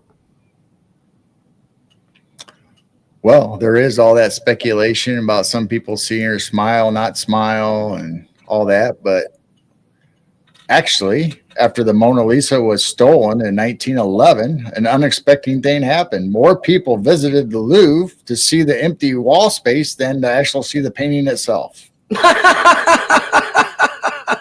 The theft is what truly made it the most famous painting on Earth. So everybody came to see where the Mona Lisa used to be because it was stolen. And then when it was returned, everybody wanted to come back and see the famous painting that was stolen. Oh, wow. And just imagine, what a beautiful painting.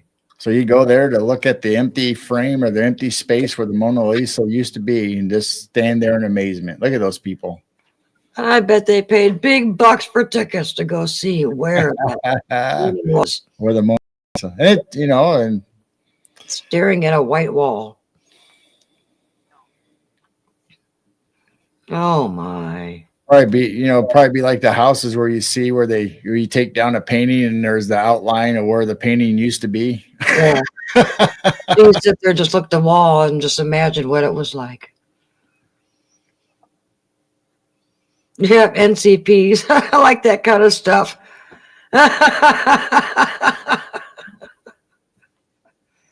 And just stare off to space. Wow. Do you know Do you know how King Tut is associated with outer space or the stars? King Tut? I haven't heard that one. Oh, I'm sure you have. King Tut. Oh, now we're going to have 2 possums. We might have a fight eventually. But keep on going. Thank you. Because there's one coming around the front corner. Because I think we only have 2 possums this year. One's mean and the other one's gets picked on. So it's going the other way. So it's one of his most controversial and rarest artifacts found in his tomb. Do you know what it is? A rarest artifact found in his tomb. Yep. Trippy mushroom gummies. Oh, that's a good guess.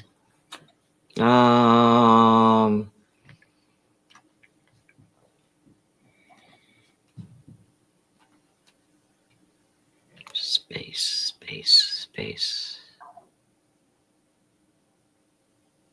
Moon pies. Moon pie. Come on, Chad, guess. Not quite. No one's guessing. King Tut was buried with a dagger made from a material rarer than gold. The blade wasn't forged on Earth. Scientific analysis confirms the iron came from a fallen meteorite, which is the Egyptians called the iron from the sky. I do remember that now. Yeah, I do remember that there was material not from Earth. Interesting. So they were speculating. They keep flip-flopping back and forth where some people say it's not a meteorite and other people say they don't know what the metal is. And his copy of E.T. sure had a lot of jewels back then. Yeah, gold and jewels and forged meteorites into blades. Robin needs one of those. Tammy says a copy of E.T. So there you go. Now, was it forged on Earth or was that given to him by alien extraterrestrials? Oh. Since they say that the Egyptians had a connection with going through wormholes and all that kind of stuff. So, or their gods were ETs. So was it gifted to them by a god from outer space or was that actually forged on Earth? That's his magical sword, and he raised it up like He-Man and went, I have the power. Yeah, sword and sorcerer. You never know. I might have used it to cut hair. But has anybody ever made a blade from a meteorite? Can you forge material from a meteorite? Ooh. Too late now, but yeah, that possum snuck up and we just had a possum fight. The coon got spooked. Now the coon just attacked the possum that attacked the other possum. Holy cow. It's kind of like when we have cat fights, everybody joins. Yeah. And here comes the skunk. He's probably thinking, what did I just miss, man? Wow. And here comes the possum back. Is somebody going to beat him up? Yeah, that was interesting about that sword. Makes you wonder. Did it glow? I don't know. Interesting. There has been a pretty big meteorite.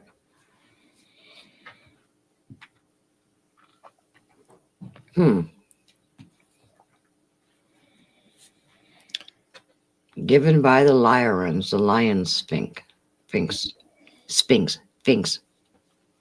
Stone lion.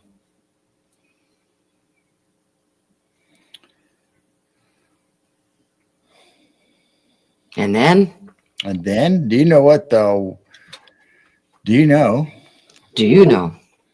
I do, but do you know what one of the strangest coffins or whatever you'd like to call it in Arlington National Cemetery?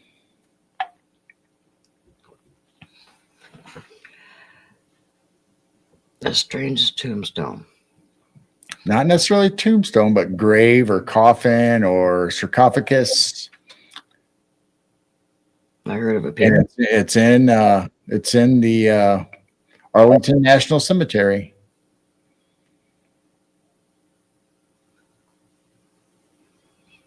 A horse. A horse, of course. A horse, of course. A horse, of course. I don't know. You don't know. I didn't know this either till I found it. What in the world is that thing? So, in 1961, deep in the Idaho desert, a U.S. Army nuclear reactor exploded. 3 men died instantly, their bodies soaked in radiation hotter than anything man had ever touched. Ooh. One of them was Richard Leroy McKinley. His remains were so radioactive that scientists couldn't cremate or wash them. They couldn't even touch them without risking death themselves. So at Arlington National Laboratory, engineers built a grave like no other, a lead-lined metal coffin, vacuum sealed, nested inside layers of steel and shielding, buried deep beneath the ground. A coffin built not to preserve, but to contain. Oh, wow. Even after 6 decades later, Richard's body still hums with faintly with radiation, a silent reminder of mankind's dance with the atom. There are no flowers on his grave and no visitors because you're not allowed to go near it. So does it say how deep it was? Deeper Yeah, than I didn't read to see how deep it was. Or wow. So he is entombed in lead and layer upon layer and layer of shielding and steel and lead and wow. Yeah. but he still got his honorable burial in Arlington National Cemetery. I did not know that. Oh my I didn't either. gosh. Wow.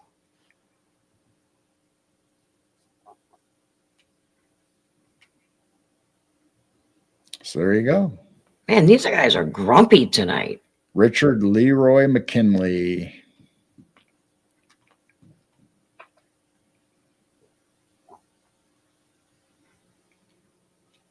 That was interesting. Wow.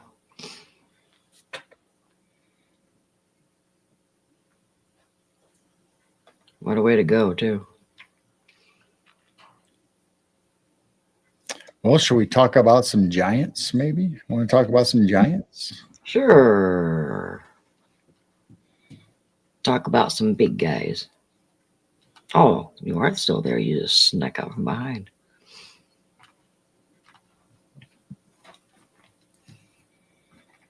Jeez.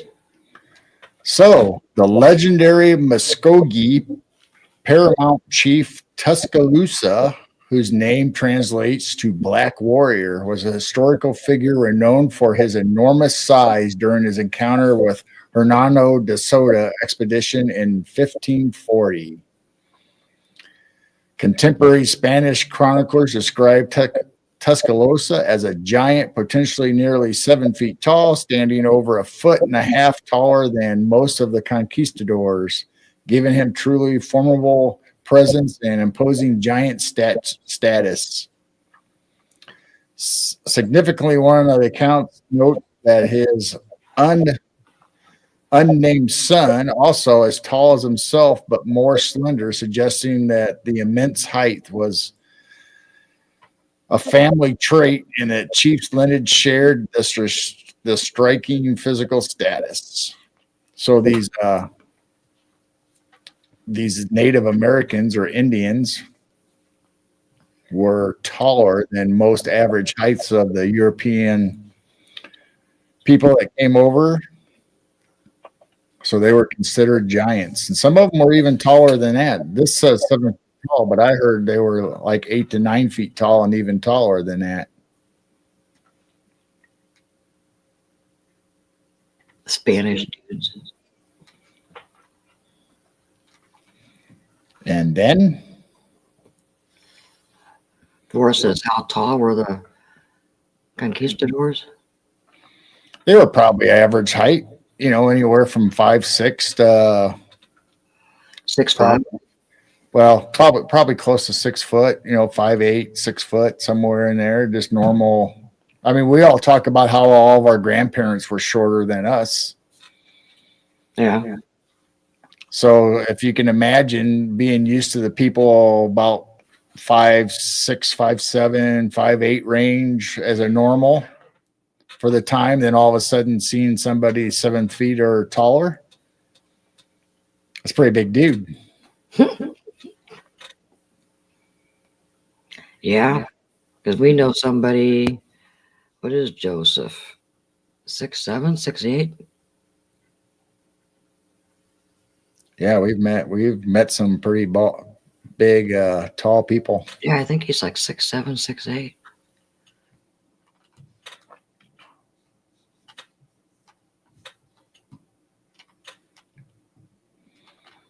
What in the world?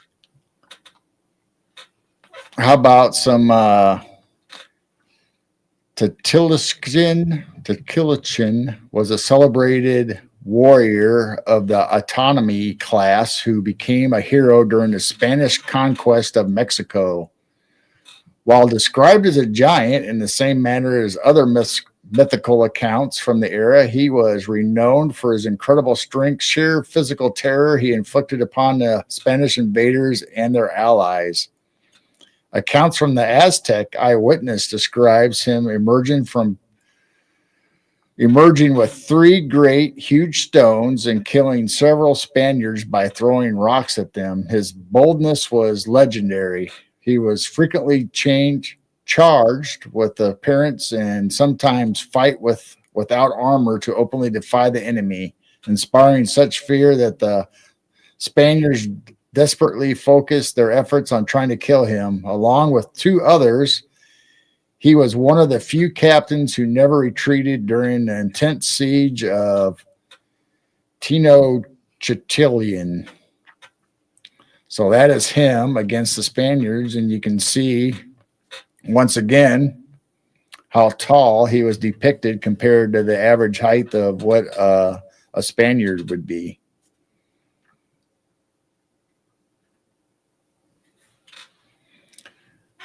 And he was just picking up rocks, but to the Spaniards, they would be considered boulders being hurled at them. He wasn't hairy like a Sasquatch, was he? And throwing Not stuff. that I know of, but you never know. Because they're known to throw rocks. Yeah, they are.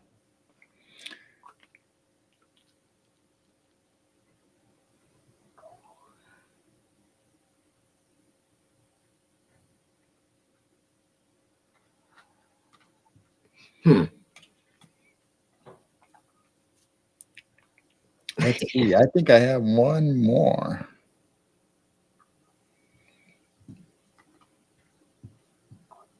That's it. I said I think I have some more. Oh, I have at least one more giant. okay. Thought you said you just had one more.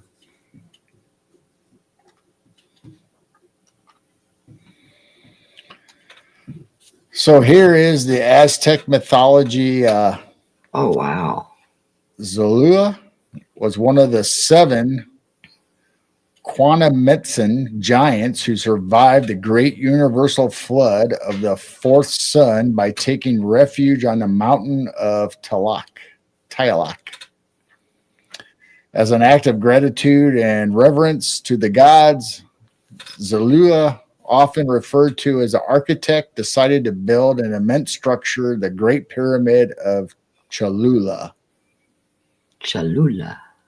So that is one of the South American Great Pyramids from the Aztecs that is there. And he, as a giant, was supposedly the architect and the main person to help build this immense building or temple. His audacious attempt to construct a pyramid so tall it would reach the heavens is said to have angered the deities, who then hurled fire from the sky to stop the work, ultimately leading to the monument being rededicated to the god Quetzalcoatl. The giant is credited with founding several cities, and belief that he built the Colossus Pyramid persisted in narratives even after the arrival of the Spanish. Another Tower of Babel. Try to reach the heavens and Trying to reach the got heavens. him mad. Interesting.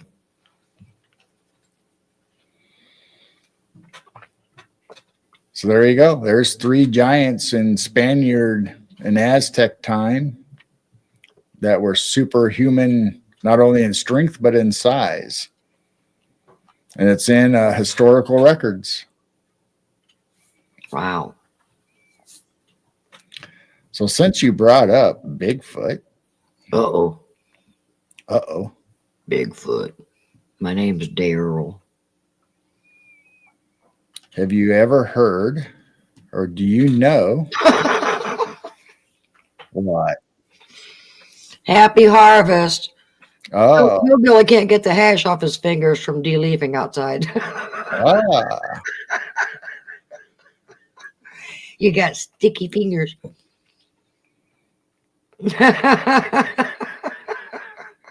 so have you ever heard the speculation that Cain possibly could have been Bigfoot? King.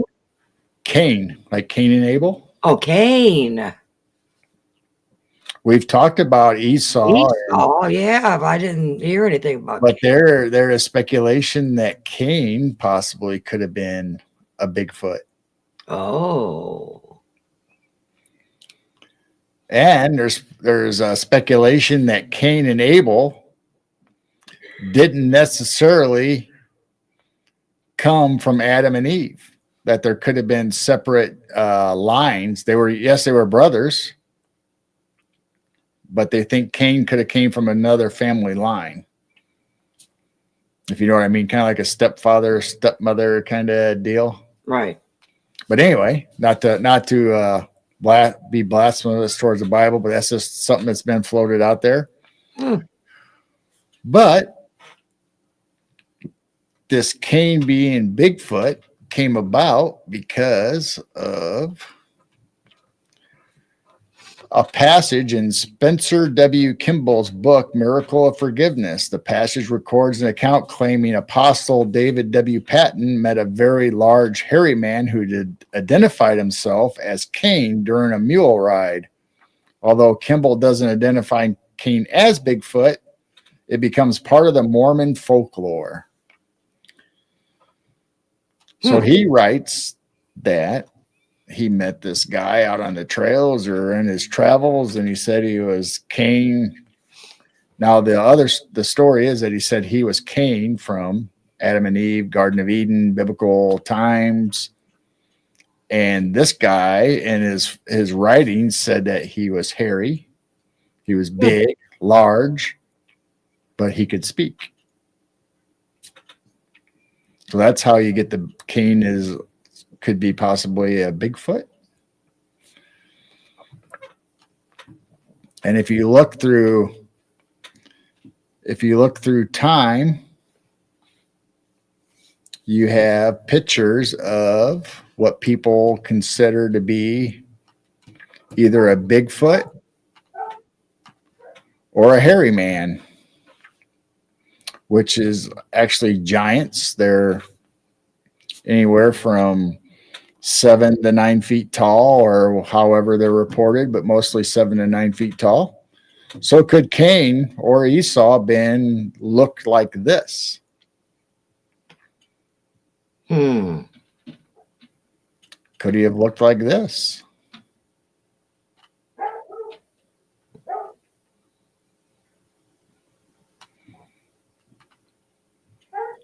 I think could have been like this. This guy traveling through the area and coming across this guy, all hairy and tall and wild, but could speak.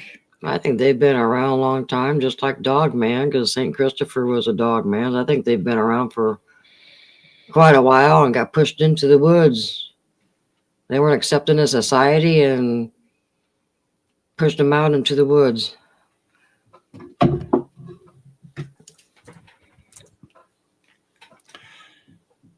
Yeah, Lantern Keeper. We show that Sistine Chapel picture of the Bigfoot all the time.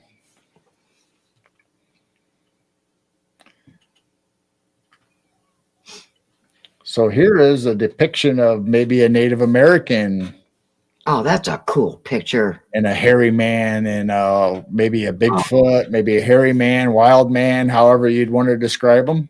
That is a neat picture.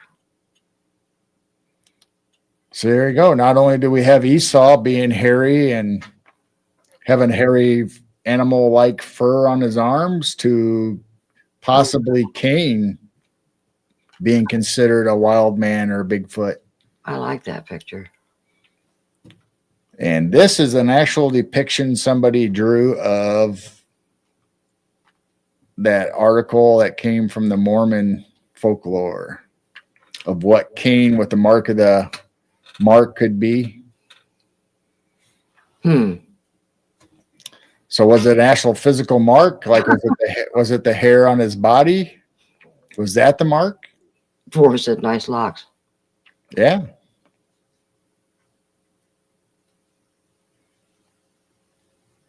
So there you go. Cain, not only we have possible 2 people being wild men or hairy in the Bible. And some people say other figures in the Bible were above stature as far as height in the Bible, that they could have been considered almost giant for their days. Not like Goliath, but taller than the normal people, the Israelites and the Egyptians. They were taller. Some of the people in the Bible. So what do you think of that? Interesting. Maybe that's why they say when we get to heaven, we're still going to have to learn, because we got to relearn everything that we were taught wrong. We'll relearn the real Bible stories of what they actually were, what they looked like. We'll have video classrooms and see old footages. Yeah. Wouldn't that be cool? So Get the Goliath. Here's an old statue that was found during an archaeological dig. What do you think this looks like? Oh, I bet that disappeared fast. Oh my goodness. There's no such thing as dragons. We had dinosaurs. So this is from ancient Mesoamerica, which is obviously Mexico or South America. But they say it's an iguana. Does that look like an iguana to you?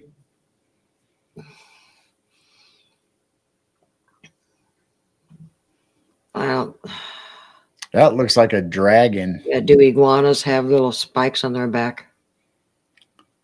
To me, that looks like a dragon. I don't think iguanas and lizards had that long of a neck, do they? I think dragons had longer necks. I don't know. Than lizards. I don't know. Anyone can answer that in chat? They're saying it was sculptured after an iguana. Look at the teeth even. I don't think iguanas have great big fangs coming out of the front. Okay, iguanas do have spikes on their backs, Robin says. All right. So some people are saying this is a depiction of an ancient dragon. Some people saying, modern scientists are saying, no, they were just trying to depict an iguana. I think it looks like a dragon, but I don't know.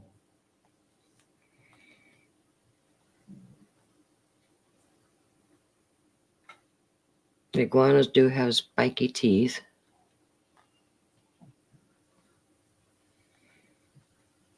Could be an iguana. To me, it looks like a dragon, but I don't know.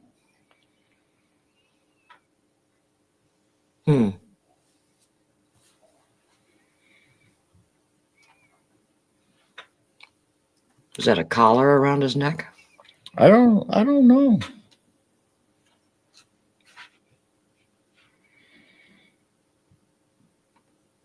Interesting.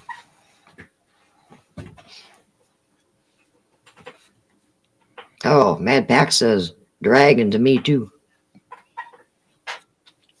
Yeah, I mean, it could go either way. I think it looks like a dragon, but I can see how people could say it's an iguana. Yeah, like Robin, all lizards kind of look like dragons. I don't know. Something to think about.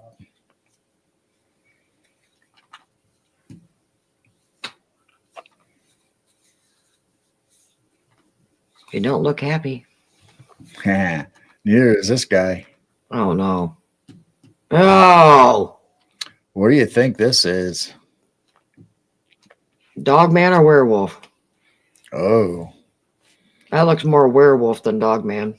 So this is artist rendition of what they saw as far as the Michigan Dogman. A Michigan Dogman.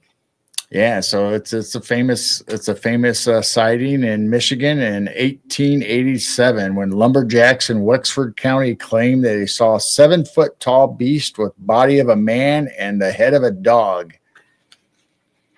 Since then, sightings have continued. Hunters, campers, even police officers have reported glowing eyes, claw marks, and howls that shake the night air.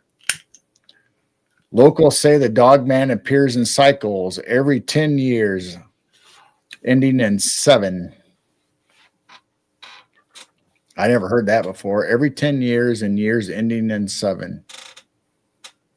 Because a lot of times I thought Dogman had more of a dog face and more human looking was werewolf. Yeah, that looks like a werewolf to me. Yeah, that looks like more like a werewolf because it's more human looking. But this is what they drew somebody's rendition of what the Michigan Dogman looked like. So I don't know. But I never heard of the 10-year cycle and years ending in 7. Mm-mm. Mm-mm. Some believe it's a shapeshifter from Native American legend, a guardian spirit of the wilderness. Others think it's something more primal, an undiscovered predator lurking just beyond the tree lines. So I don't know. That's the Michigan Dogman from 1887. Wow. Whoever drew that was a good artist. Yeah, that's one of the reasons why I shared it, is Yeah. because it was a cool picture. Really human looking eyes. Wow.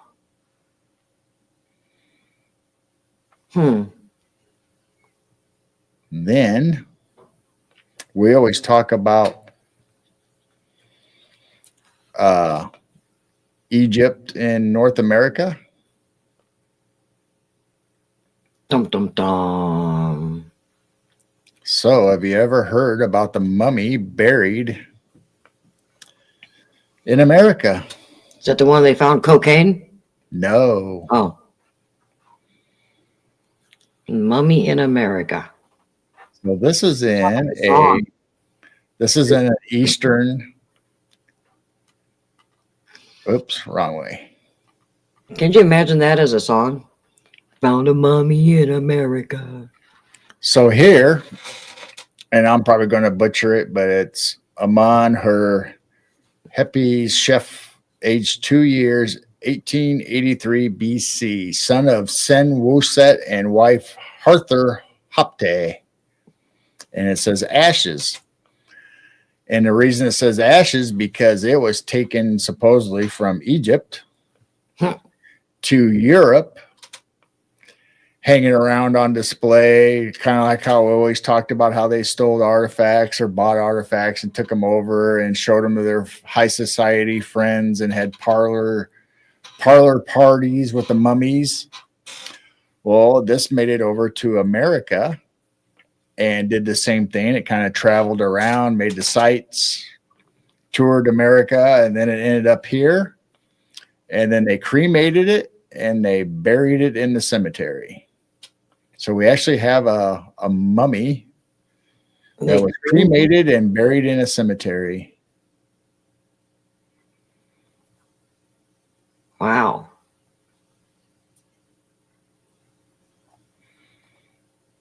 He was already mummified and they had to cremate him? Yeah. Well, I guess they wanted to get rid of the evidence, or I don't know. Or is he really cremated? Is there really a mummy in the grave? I don't know. But the story that I read said that it was a mummy and they cremated it, and that's why it says ashes at the bottom. Maybe they said they cremated it so nobody would dig it up because they want a mummy. Right. I don't know. So we always talk about Egyptian stuff over in North America, and here we actually have a mummy that's buried in a cemetery over in one of the colonies. So yeah. Mad Pack says makes you wonder how tall it was. Oh, maybe that's why they burned it up, because they don't want you to know how tall it actually was. Get rid of the evidence. Just like everything else has mysteriously disappeared. Don't worry, folks. It's being stored nice and safe at the Smithsonian or under the Vatican. They're safe. So, did you know, Did you know? or do you know who these people are? Betty and Barney Hill Betty and Barney Hill and their doggy. Is that dog? and their doggy. And their doggy. What, I the think dog get I think- abducted too? I think it's an alien, but it's their dog. Yeah. I don't think their dog went for a ride, but so anyway, And welcome in, Dragonfly. Sorry. hi Dragonfly.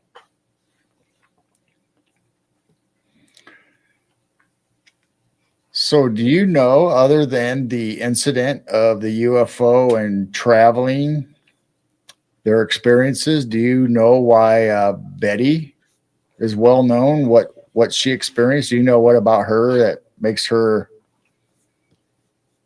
different than other people's abductions?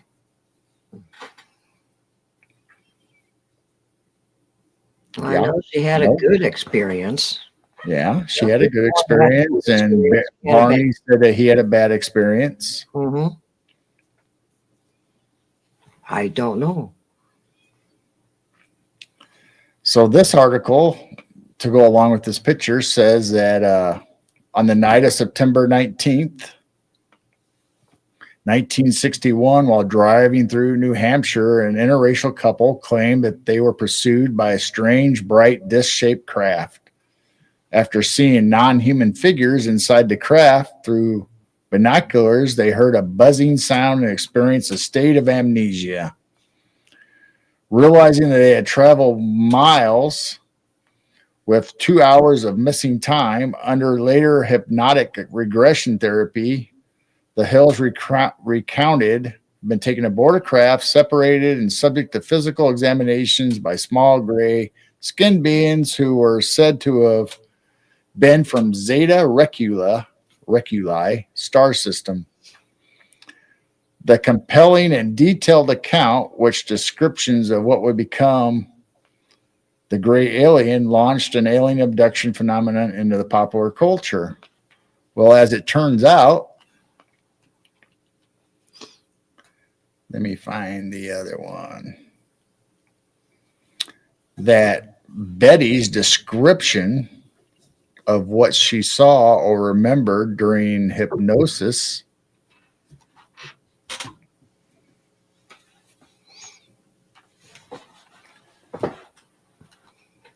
ends up being one of the most believable. Let me get rid of the chat for a second. Believable accounts.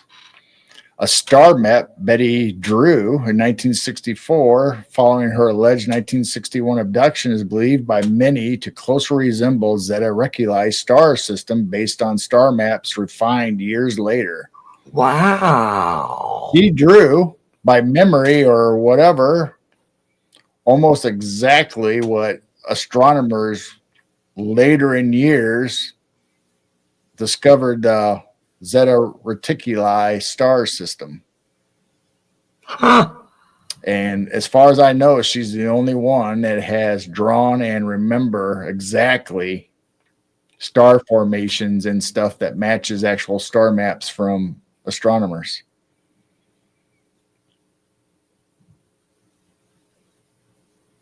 Interesting. So there you go.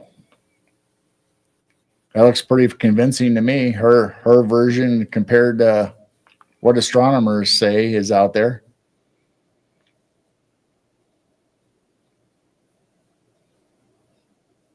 Wow. So that is one thing that makes Betty's and Barney's story so compelling, that they actually have a star map that they remember or is able to draw that matched before scientists or astronomers came to the conclusion that that's what it actually really was.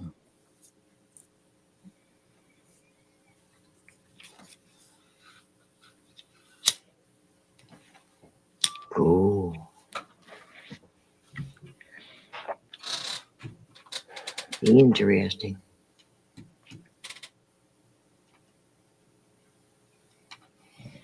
And then,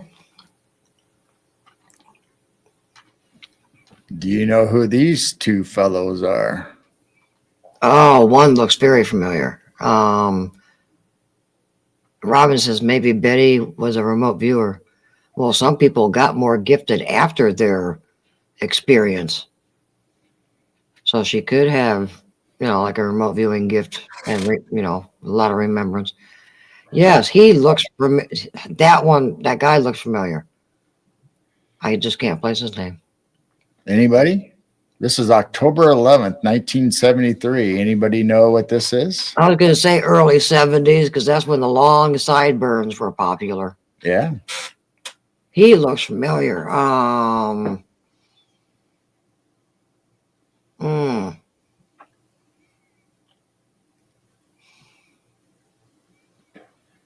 Nope, I'm not going to know his name. I do recognize that face, though. I don't recognize the dude with the serial killers. Here,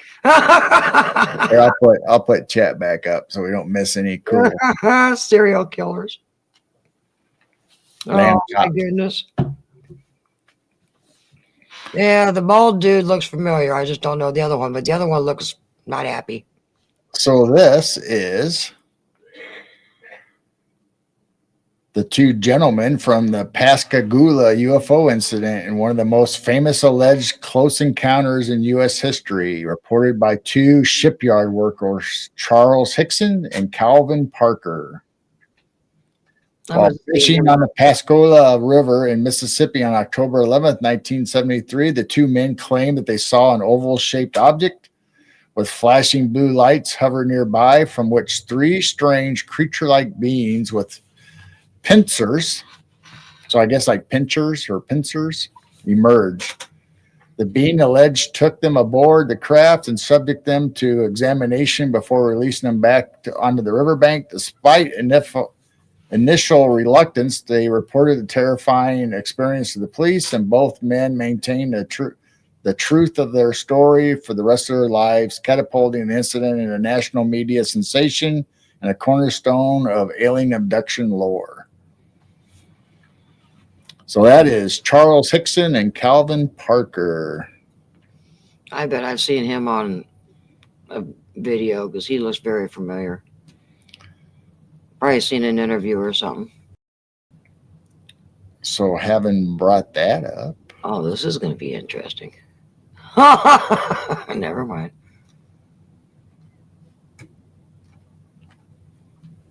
We almost had that one possum walk right up to the bully possum. So here is what supposedly they saw. What in the world?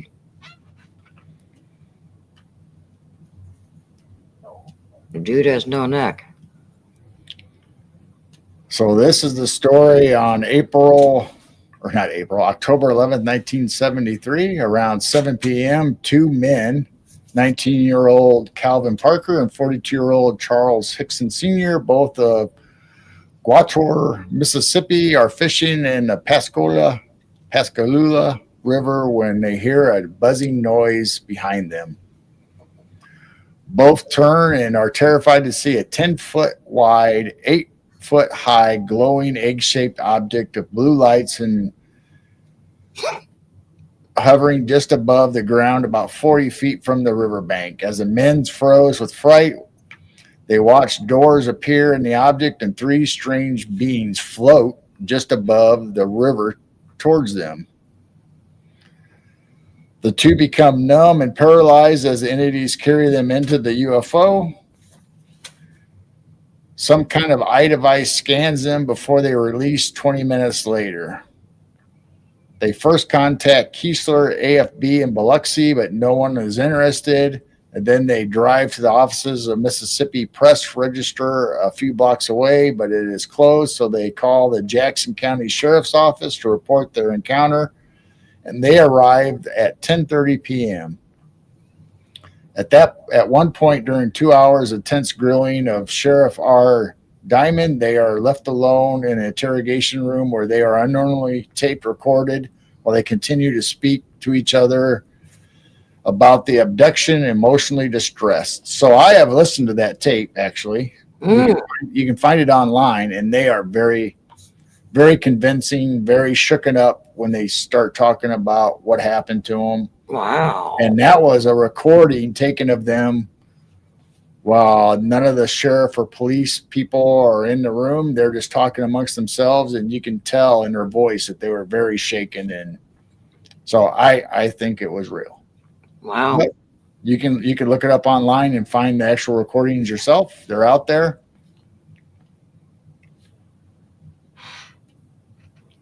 So there you go, 1973.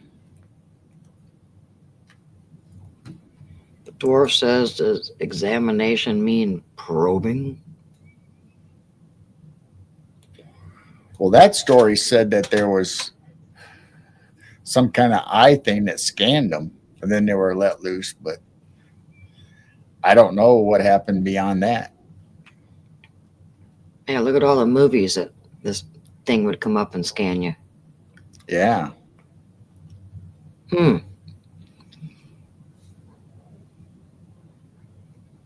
Dum dum dum. Dun, dun, dun, dun. Dum dum dum dum. Let's see.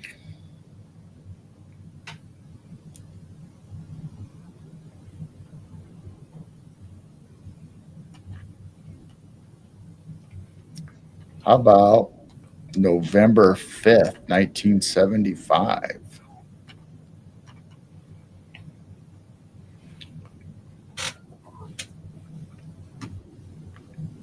Anybody know this case? Famous name, famous case. Really? Yeah. I don't recall a case of 7 guys. November 5th, 1975. There you go, Bigfoot. Travis Walton incident.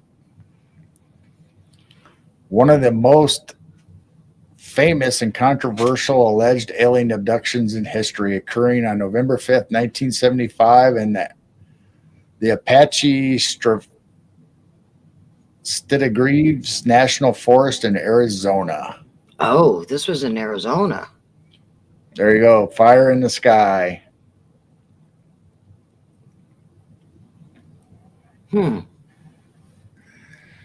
So it says Walton, a forestry worker, reported missing by his 6 co-workers who claimed he was struck by a beam of light from a hovering saucer-shaped UFO and getting out of their truck to investigate it.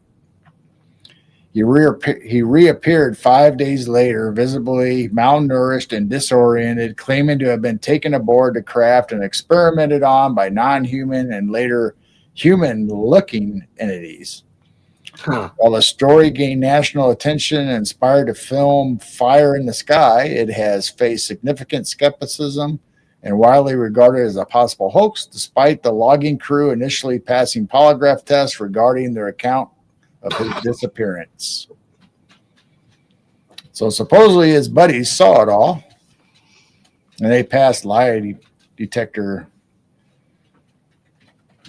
tests, and he came back and was obviously in a different state and physically different than when he first was taken.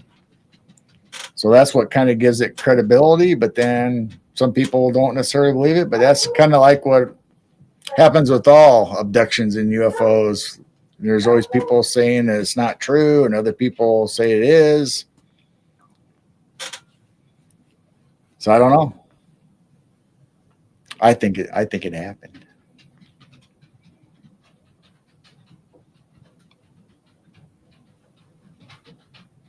You see Blazer's comment? No, I was reading Rose's over here. Hi, Rose. I felt bad. Rose is over here in Rumble by herself, and Aww. since it doesn't show up in chat, sometimes I don't get to see her stuff. So I gotta look over to read it. Hi, Rose.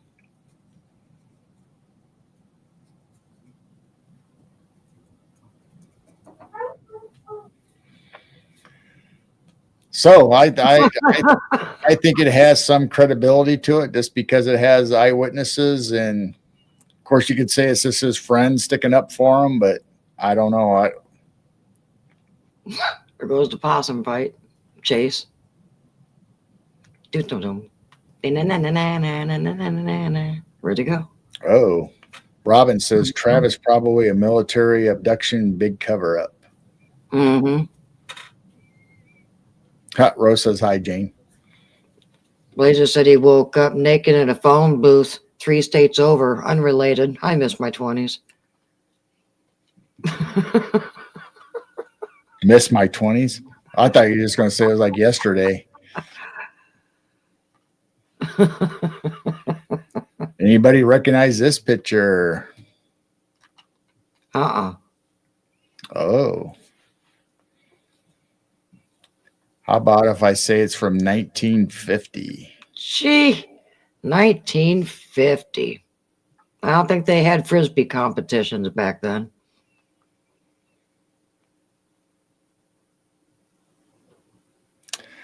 So this says on May 11th, 1950, Evelyn and Paul Trent claimed to have photographed a slow-moving metallic disc-shaped object hovering silently over their farm in McMinnville, Oregon. So if you ever heard of McMinnville, there you go, Blazer. Evelyn first spotted the object while doing chores and called her husband, who quickly grabbed his camera and managed to take 2 now famous black and white photos before the object sped away. Published soon after in local and national media, including Life magazine, the images have become some of the most famous alleged UFO photos in history. While some investigators, notably a study of the U.S. Air Force, found that the evidence consistent with a genuine, extraordinary object, skeptics often argue the photos show a small model or object, possibly a truck mirror or suspended by wire. The enduring mystery continues to be celebrated today with the annual UFO festival in McMinnville. So there you go, May 11th, 1950. A photo of a UFO. That's a good picture.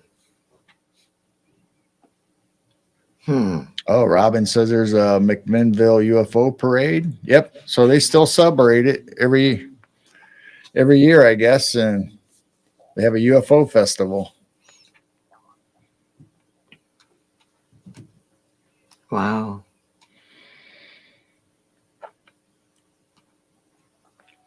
How about? Oh, yeah. Terry Hall owns property in that area. Yes, he does. He told me about his property that he bought or whatever is actually where the flying saucer was spotted, just right off of his property there. I've had conversations with him. How about in March 17th, 1950? Is that date ring a bell? March 1950s.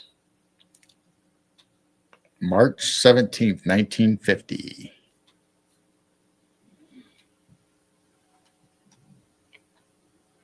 It was a St. Patrick's Day. Oh. My Aunt Pat's birthday, and she would have been alive then. How about Farmington UFO Armada? March Wow. 17th, 1950, hundreds of saucer-like objects appeared in the sky above Farmington, New Mexico. Never heard of that. Whoa, that many? So it says, New Mexico residents reported witnesses hundreds of saucer-like objects in the sky. Witnesses described these objects as bright, silvery, moving in unison as in part of a synchronized dance. Sheer numbers of sightings created a spectacle that couldn't be ignored. Eyewitness ranging from students to adults were baffled by the surreal scene above. Reports flooded in with individuals describing the objects as disc-shaped and moving at high speeds. Some witnesses claimed the UFOs were stationary for minutes before darting off seamlessly coordinated patterns. So there you go. an armada of hundreds of UFOs spotted in Farmington.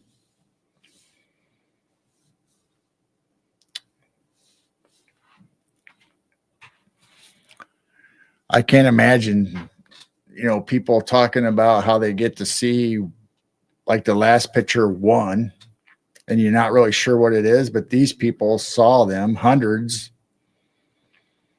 flying, zipping around, evidently flying in patterns. That's crazy to me. That would be something to see.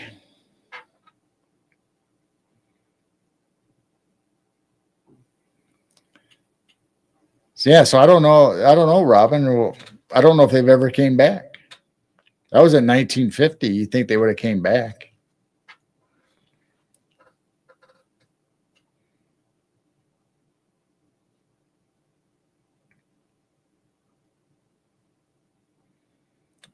I thought I had another one similar to that.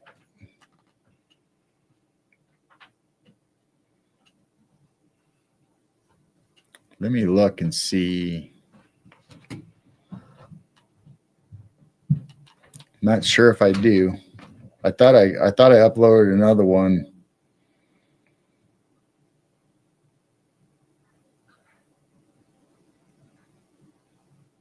Maybe I didn't.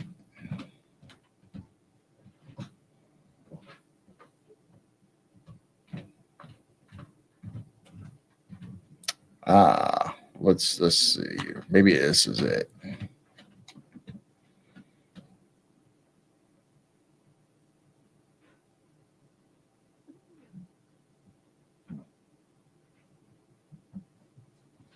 Let me see if this is the one I'm thinking of.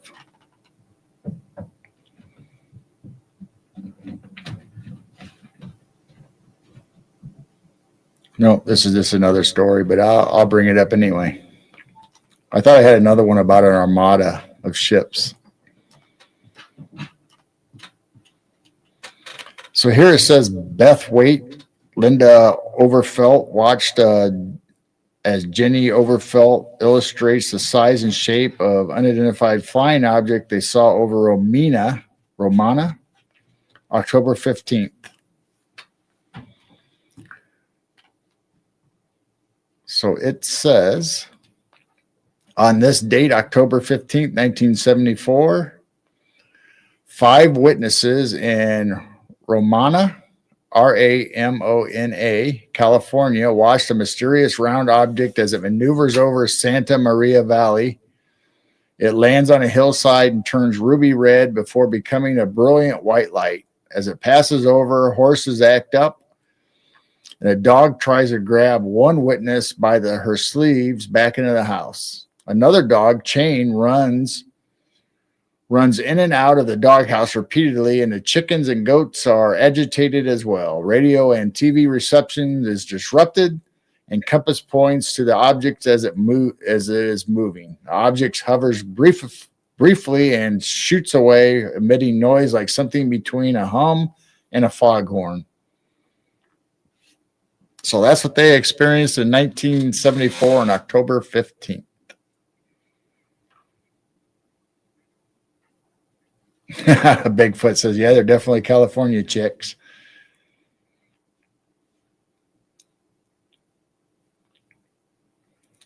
I have never heard anybody say that their compass points towards the object as it's moving.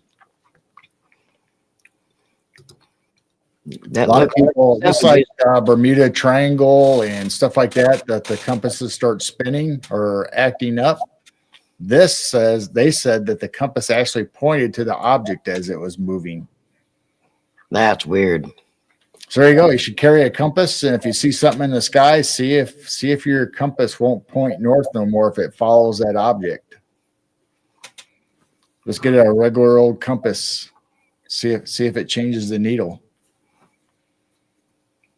Trippy. Oh. Robin says Ramona is about 60 miles south. Oh. There you go.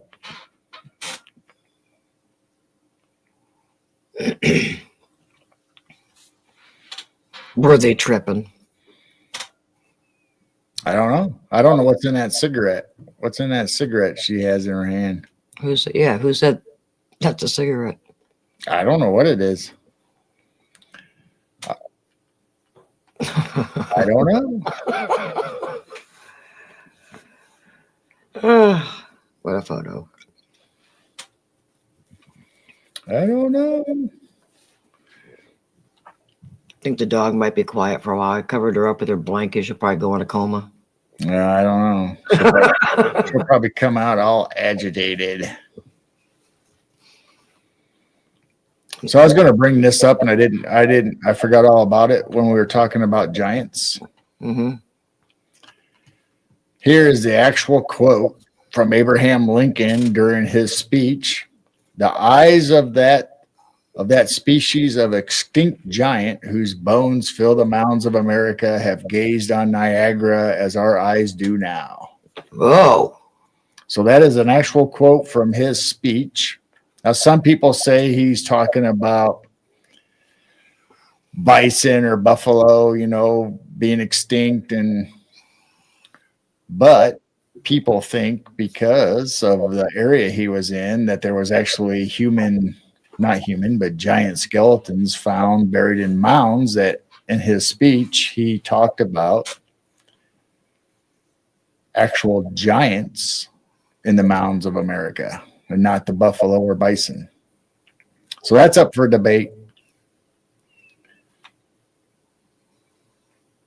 But Abraham Lincoln mentioned giants in his speech. So I don't know. You can be the judge of what he was talking about.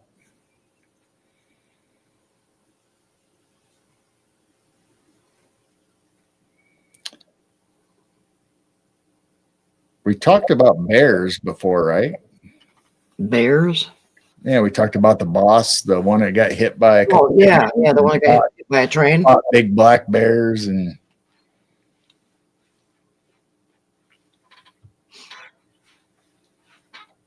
they probably just pushed him out of the way. Mary Todd. That's not very nice, Blazer. I have heard that Mary Todd was a bigger woman, but I don't know. If she'd be buried. I don't know if she'd be a giant in a mound or not. But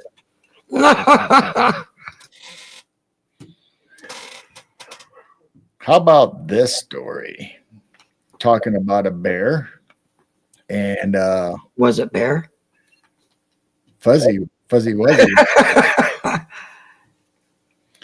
So here's September 1883 near Sheboygan, Michigan. The body of Frank Devereaux was found beside a dead bear. The ground was torn for 20 feet, proof of a violent struggle. Devereaux, a Civil War veteran, had likely shot and wounded the beast before it turned on him. Both men and bear died locked in battle, warriors of different kinds. Wow. So they found his body and the bear's body next to each other, both of them beaten up and battered, and the whole area tore up like something traumatic had happened there. So did they fight? Did something else happen? So that'd be a sight to come across while you're out on the trails or exploring.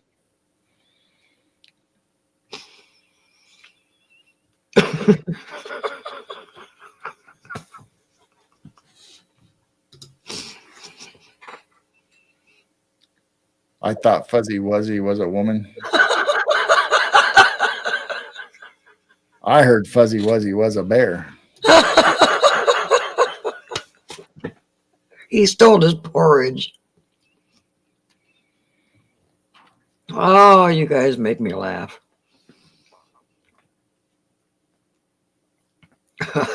Fuzzy Wuzzy was a bear. Fuzzy Wuzzy had no hair.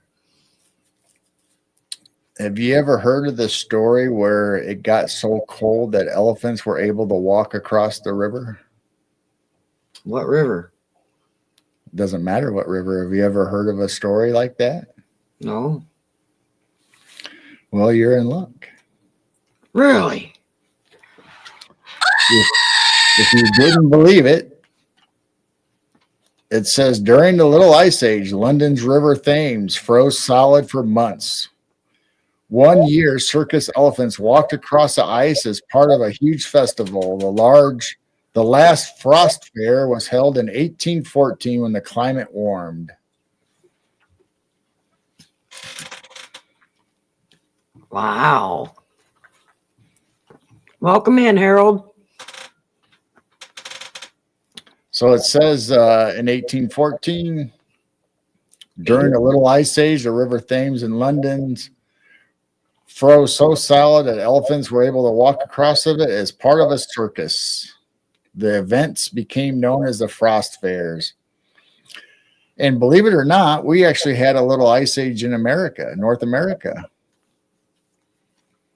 I don't have any pictures for it, but during the little ice age in Europe, you know, farmers were out in the field harvesting. Then the blizzard got so bad and so cold that farmers actually froze out in the field. They weren't able to make it out of their fields. And like this says, Thames River froze. But also, you'll have to look it up. I think it's about the same time period that in the U.S., the East Coast got hit with such a blizzard. They considered it the little ice age of North America, where everything froze and buses and trolleys couldn't get through the streets and people were freezing and no heat. Old world trolleys. So there was, and my dad told me the story that William that I showed the tombstone of in Sugar Grove, when he was a kid, he told his dad and my dad's dad. Let me get this right. He told my dad's grandfather that in July, when he was a kid, that it snowed so hard they couldn't go out in the streets or everything was closed down. Wow. And he came from the East Coast. They came from France, England, and migrated to the U.S. And they were over on the East Coast, upper New York, New Jersey area. And when he was a kid, he said it snowed so hard in July that it shut everything down. So that was about the time period of the Little Ice Age. Robin wants to know where you're finding these things. Everywhere. They find me. Some of them are TikTok, some of them are Facebook, some of them are internet. They're everywhere. You start hitting one. If you just happen to find one or search one subject and you click on that video or article, then you're marked, and before you know it, you got they just pop up all page after page, just keep coming. And I end up just saving them because I know sometime we'll want to talk about them, or like this guy. Here's another one that popped up while I was searching stuff. In 1885, Englishman John Lee was sentenced to hang for a crime he swore he did not commit. On execution day, the trapdoor jammed 3 times in a row. Authorities took it as a divine intervention and released him. He lived another 40 years. Wow. So he was sentenced to death for murder. The trapdoor malfunctioned 3 times, so they decided, nope. Wow. We better not try it a 4th time, I guess. I guess 4 times is too much. So he lived another 40 years. Didn't say if he ever killed anybody after that, or if they found the real person, or if he was still considered to be a murderer. I don't know. But he was I guess he was found innocent by a divine intervention. What year was that? 1885.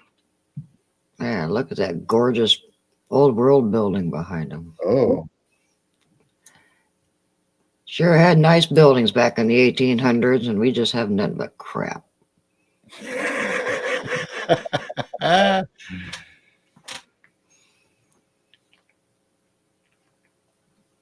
Firing squad is more reliable. Yeah. Firing squad. Unless somebody put blanks in the gun. How about this guy? Anybody know what this is?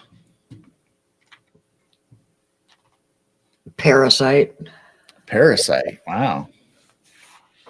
Ew. Tapeworm. Tapeworm. The thing in Dune. Oh yeah, Dune. Yeah, sandworm. So this is a Mongolian death worm. Ew. So an artist in Belgium painted this. The creature is said to reside in the Gobi Desert. It is usually described as bright red worm that is quite wide and measures 2 to 5 feet in length. The worm is said to be able to spit acid at its enemies that corrodes anything that touches and can kill a human. Ew. If its prey is too far away to spit acid at it, it is said that the worm can kill with an electrical discharge. Whoa. Legends say that the Mongolian death worm is not actually active all year long. The creature is said to hibernate for 10 months out of the year. It is only really awakened and active during June and July. It is believed that it is because the creature prefers to wander the grounds of Mongolia while they are wet after rainstorms. June and August is the rainiest season in Mongolia, where they typically get 2 inches of rain a month. Well, we know earthworms come out of the ground when it's wet and soaks, and you have massive rain, and all of a sudden worms start coming up on the sidewalks and in the yards. Well, having things like that, I'd be in the house June and July. Hi, Christy.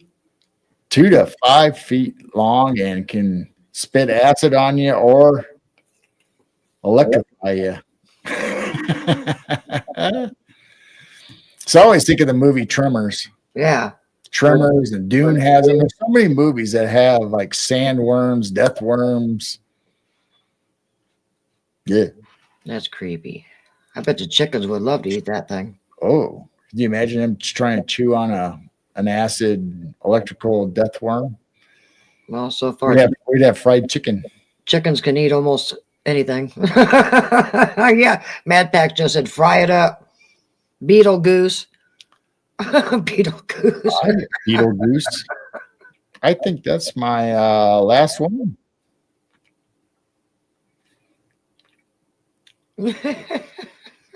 Hillbilly's having fun with harvest time.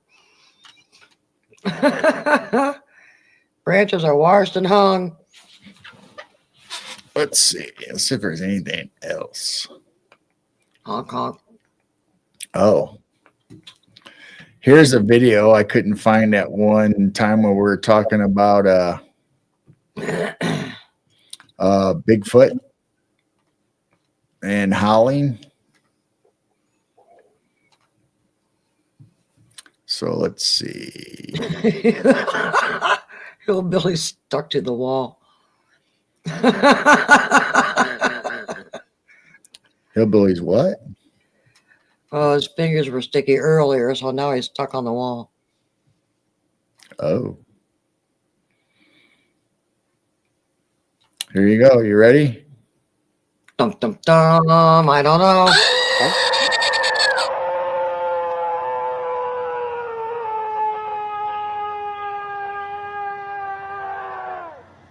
Mom's home. I'll do that again.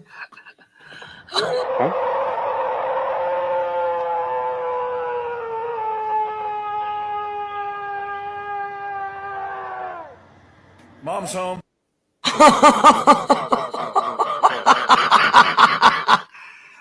That dog was looking around like it was. Yeah, like what the heck is that?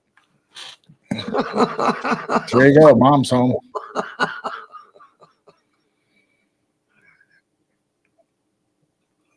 That was horrible. And I don't know if I've ever shown this one. If you guys ever decide to time to work out or Tammy says it sounds like a dying cow. oh, Oh my. Yeah, we were having cows moo all through the night the other night. if you guys ever think about becoming a ninja or getting in shape or maybe you might run into this guy in a dark alley somewhere. A ninja.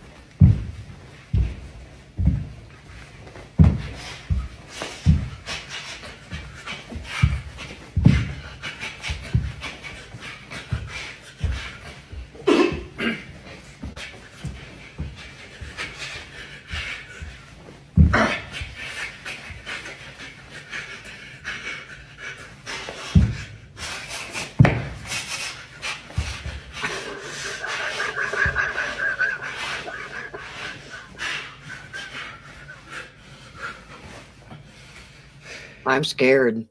I know. I don't know how you would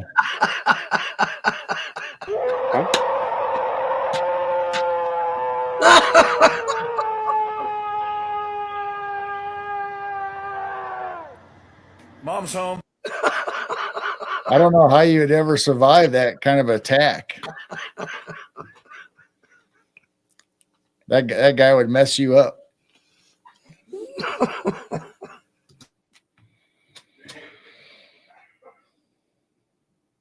Oh, that's bad.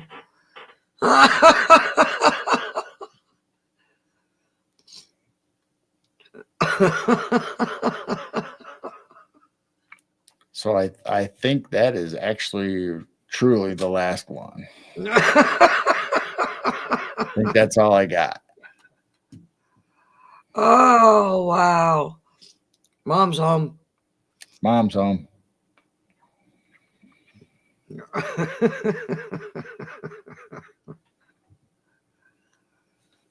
Wow. My goodness. Let's see. I'll go through and see if there's any on Wednesday nights that we never got to. Yeah, we did. I think we missed 2 Wednesday nights. Sorry, guys. Things happen.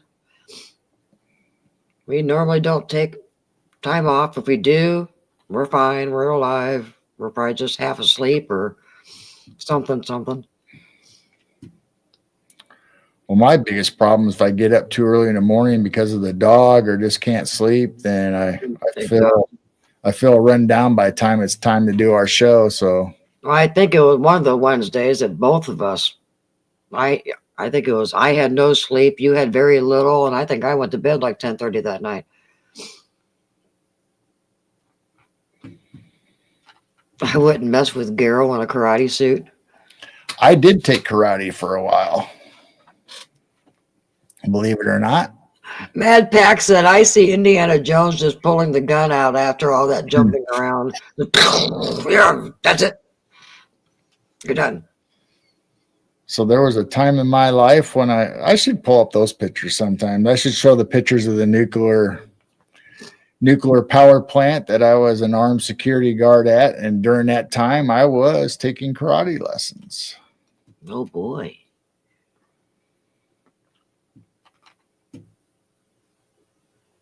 And I got to the point where I was to take my first test, and I decided I did not want to have a certificate. So I didn't take the test to get my first belt, but I did continue all the levels past that, but this wasn't certified. I don't know why I made that decision, but I did. Now, if you try, you'd pull back muscle out.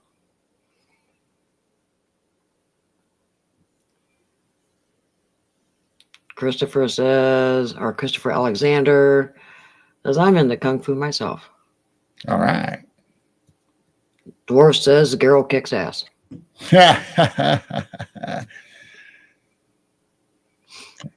If you watch the movie I'm all out of bubble gum. What? Let's see. Is there any other ones? Oh, Tammy, you're still sticking out with us. Thank you. We love you too. Get some sleep. We know you got to get up early. And yes, one of these nights, Carol will probably do maybe like one night. We don't know what we're doing with movie night. Tammy misses our movie nights. Well, it seemed like nobody was showing up or hanging out, and I wasn't really in it for the views. I just wanted to hang out with people and have a good time and make fun of the movies or look at soft disclosures. And it just seemed like it was getting too much to do every single week. So we might bring it back. And We can do a Christmas movie one. well, Christmas movies we could definitely do. Maybe Right. You know what? One night, pick either Friday or Saturday, and maybe November, December. We can do some movies or something. Christmas movies. Elf. Christopher Alexander says I'm a night owl. We try to go to bed early, just saying we're still up till like 3 a.m. So here's a video that I found the other day. So I guess I do have one more. All right. Dum dum dum. If I can pick the right thing. So what would be better for you guys, a Friday night movie or a Saturday night? What would you guys want? Saturday. I don't want to do 2 nights in a row anymore. Friday might be better because Saturday, sometimes Jessica runs 3 hours and that kind of interferes because we have to start our movie. And so maybe Friday would be better because I don't think anybody's on late night Friday. Saturday kind of did seem like it doubled up with Jessica's show. So here's a new video. Good night, Tammy. Since we showed the Patty video, here's a different one that I found. Who is that? Do you see him?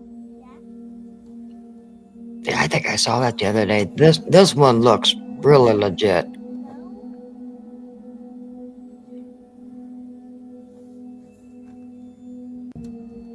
So it's a father-daughter in their car, and they see this walking through the woods. Well, don't you think Sasquatch had to know they were there? Maybe he just didn't care. Maybe he knew they weren't a threat. Wow. Yeah, that's true, Tammy. Yeah, Friday probably would be better.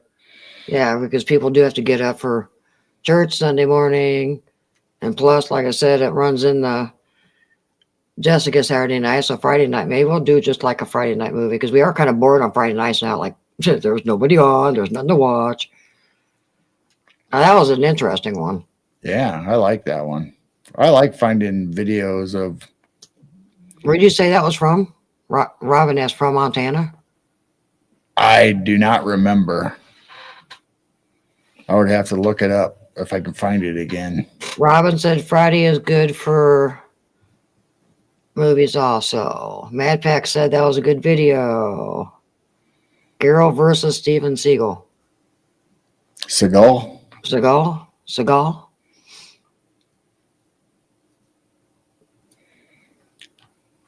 Wow. And I think I showed. Let me see. Where is it? I think we showed this before, but I found I'll have to get them ready. I don't have them ready for tonight, but I'll show you the original video, and I found some new ones people are talking about. Let me see. Where is it? Ah, yes, here it is.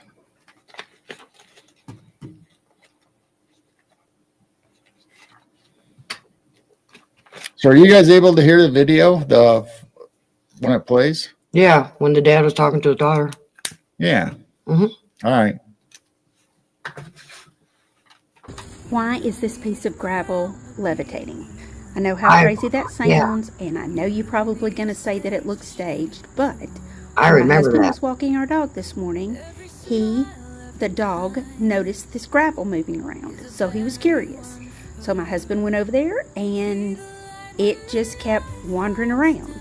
At first, we thought it might be caught on a piece of a spider web or something, but it wasn't. There was nothing above it, nothing below it, so he recorded it for me so that I could see. Now, when we went back over there, it wasn't doing that. There was no piece of gravel levitating anymore. So I'm not really sure how this happened, and I know it sounds crazy, but he recorded it for me because I don't know. What do you think it is? It's almost like there was some kind of electromagnetic static or something going on. I don't know. But I'm open to whatever guesses you have. So I take it there's more videos now and it's happened to some more? I don't think it's the same person, but I've seen 3 other videos of people showing floating rocks, little rocks like that, while they're walking on a trail. And one person supposedly even grabbed it, looked at it, threw it back down, and it started levitating again. Oh, wow. So if you go on TikTok, I know for sure you can find them. But I've seen 3 other videos besides this one now. Not the same lady. I think this lady sounds credible. That's the way she talks. Mhm. And I don't know. It could be fake. I don't know. But I've seen 3 other ones now. What is going on in this world?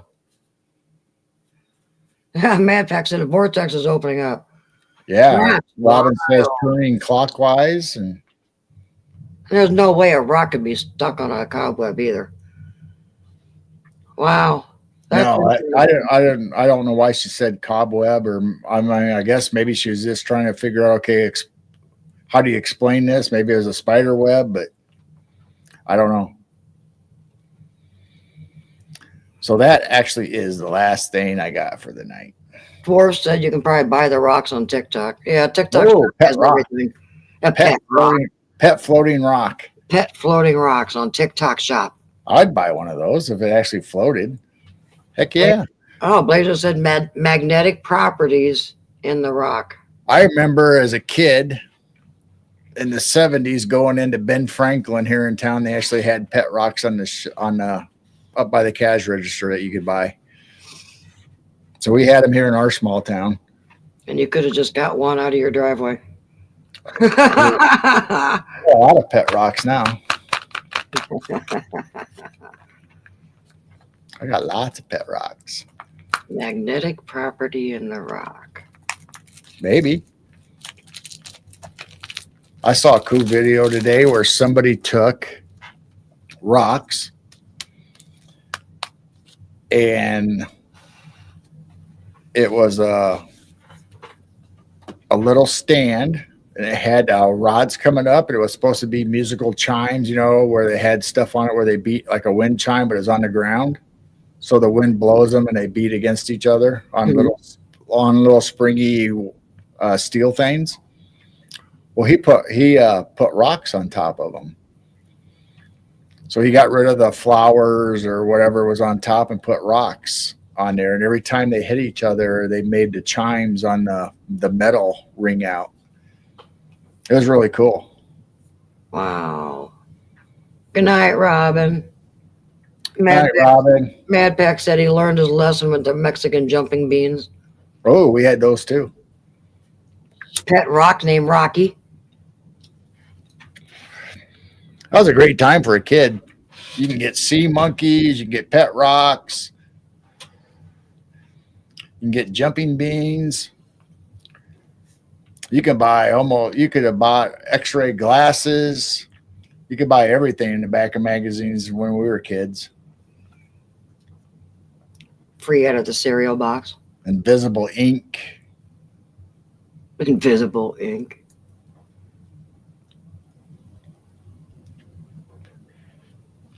What else was in magazines then? There was all kinds, like a back of comics and even back of just normal magazines. You can go back there and read the ads and find almost everything. The sea monkeys, jumping beans. Yeah, so I remember in Ben Franklin, they actually had little packets of sea monkeys. They actually had the pet rock.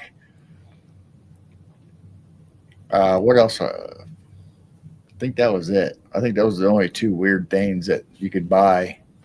Of course, at the time, it didn't really seem weird. It's like, oh, cool, a pet rock.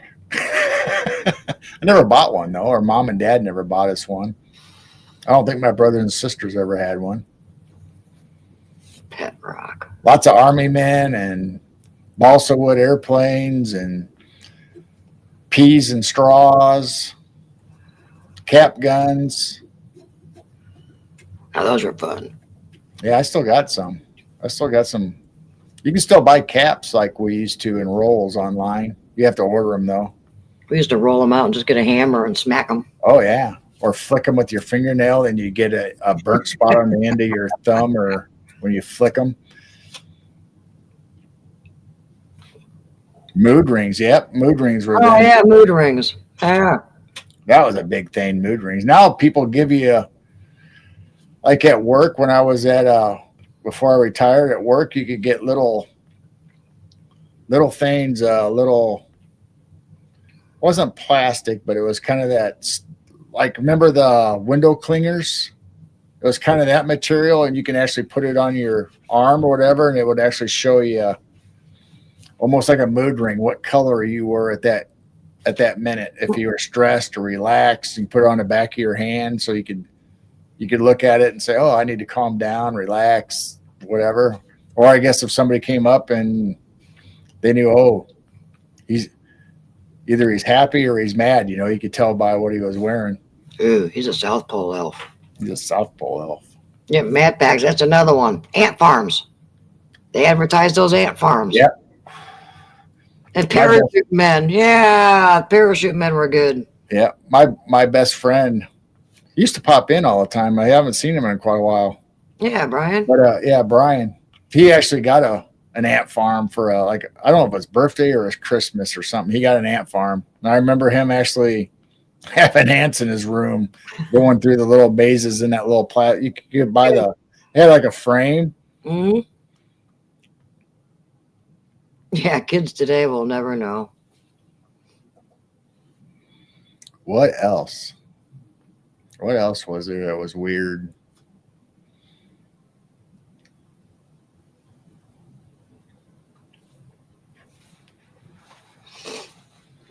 I mean, not to mention what the click clacks. I think they were called click clacks or moon rocks, where you had them on the strings and you beat them together. Yeah, that was in the mid 70s. Yeah. We had yard jarts that you actually throw sharp metal objects towards each other to try to put it in a little circle. I think there's still yard jarts over at Mom and Dad's house somewhere. Original 70s. I think we had more than one set of them, along with the croquet sets. Yeah, we had a croquet set. I remember playing that a few times.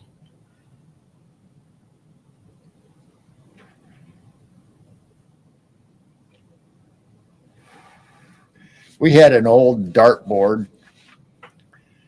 I don't know if Dad built it or where he got it, but it was a square box, and it had painted circles on it. And then in the center where the bullseye was, if you hit that, it would set off a red light and a buzzer. Oh. But later found out that the way that it set off the light and the buzzer was it had two wires that the metal dart would contact both of them. So basically it was an electric, like touching two ends of an extension cord plugged into the wall socket is basically what it was, because I got shocked many times from that thing. It was fun to play, but definitely dangerous.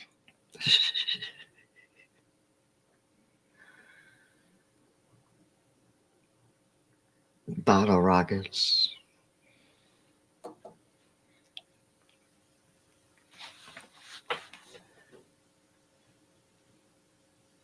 Well, I better start wrapping it up a little bit. We gotta try to get up early since our son and daughter-in-law want to come over and. Yeah, I want to replace those lights. I want to hang them higher up in the shop. Yeah, so we got things to do. I don't want to see. And I need to cut those boards from the wall that we just tore down. I need to cut those 2x4s to brace up where we're going to put our awning on the outside. Maybe we should have Shane film that.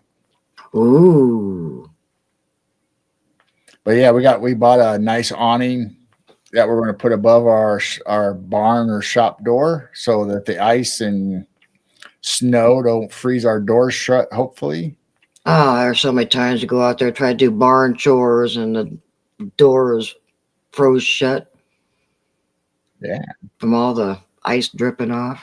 Oh, Chuck E. Cheese. Oh, yeah, Chuck E. Cheese parties. And then Rose said Pop Rocks. Oh yeah, Pop Rocks.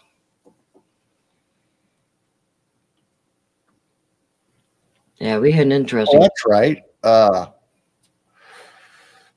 Rose said baseball games and stuff, but it reminded me of Bubble Joe, Bubble Gum, Oh yeah. where you get the comics and you can save them for credits and you can buy stuff with them. And there was all kind. I mean, you can buy sea monkeys, you can buy all kinds of weird stuff collecting those comics from the Bubble Gum. I bet somewhere there's a little puzzle box. We used to get those little tiny boxes with puzzles in them. Yeah.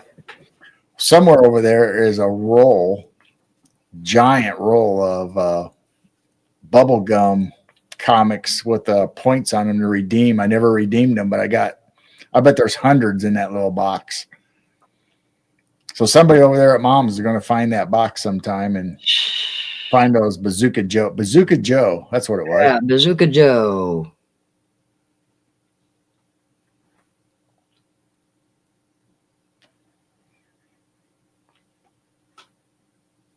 We used to enjoy bubble gum and blowing bubbles. Yeah. Well, that gum was horrible, though. It was good at first. It was hard, just like baseball card gum. It was hard. Then it started getting soft when you chewed it, but then it got hard again or lost its flavor. So I'm not sure why we bought them except for the comics and prizes. I guess. I don't know.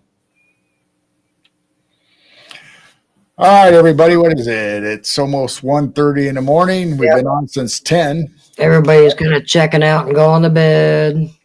And love all you guys. Pretty good. So, yep, we love you. Thank you for coming. Thank you for the laughs. Make sure you come back next week, Wednesday night. Well, actually, come back Sunday because we got Squatch and Roger. Squatch and Holler Roger. we got Roger from Squatch and Holler coming on. So be sure and check that out. We got that Sunday, 6 p.m. Central. But don't forget, we got time change. So They'll still be 6 an o'clock. hour difference. Still be 6 p.m. Central, but it's going to be if you didn't set your clocks or if you don't do that till the next day or whatever, it's going to be an hour difference. So I love each and every one of you guys, and thanks for the high vibrations and the laughs and the smiles. Try to stay away from fear. Keep your vibrations high. So if you find any weird stories, now cryptid, UFO, I don't mean weird stuff, but you know what we're talking about. The stuff that we normally talk about. Strange, unusual. So if you find any of those, send them to us at midwestnightwatchers@gmail.com, or if you have me on Facebook or Messenger, like a lot of people do, send me a link to a Facebook or a TikTok that you think is cool, and maybe I'll download the video or picture and we'll show it on Wednesday night. Speaking of Facebook, Mad Pax, I think I found you. Check your Facebook, see if you got a friend request. Is your profile picture of your dog? Now don't be doxing Mad Pax. So I didn't say his real name, but I do know his real name. But I think I found you on Facebook, so check your Facebook. Rumpelstiltskin.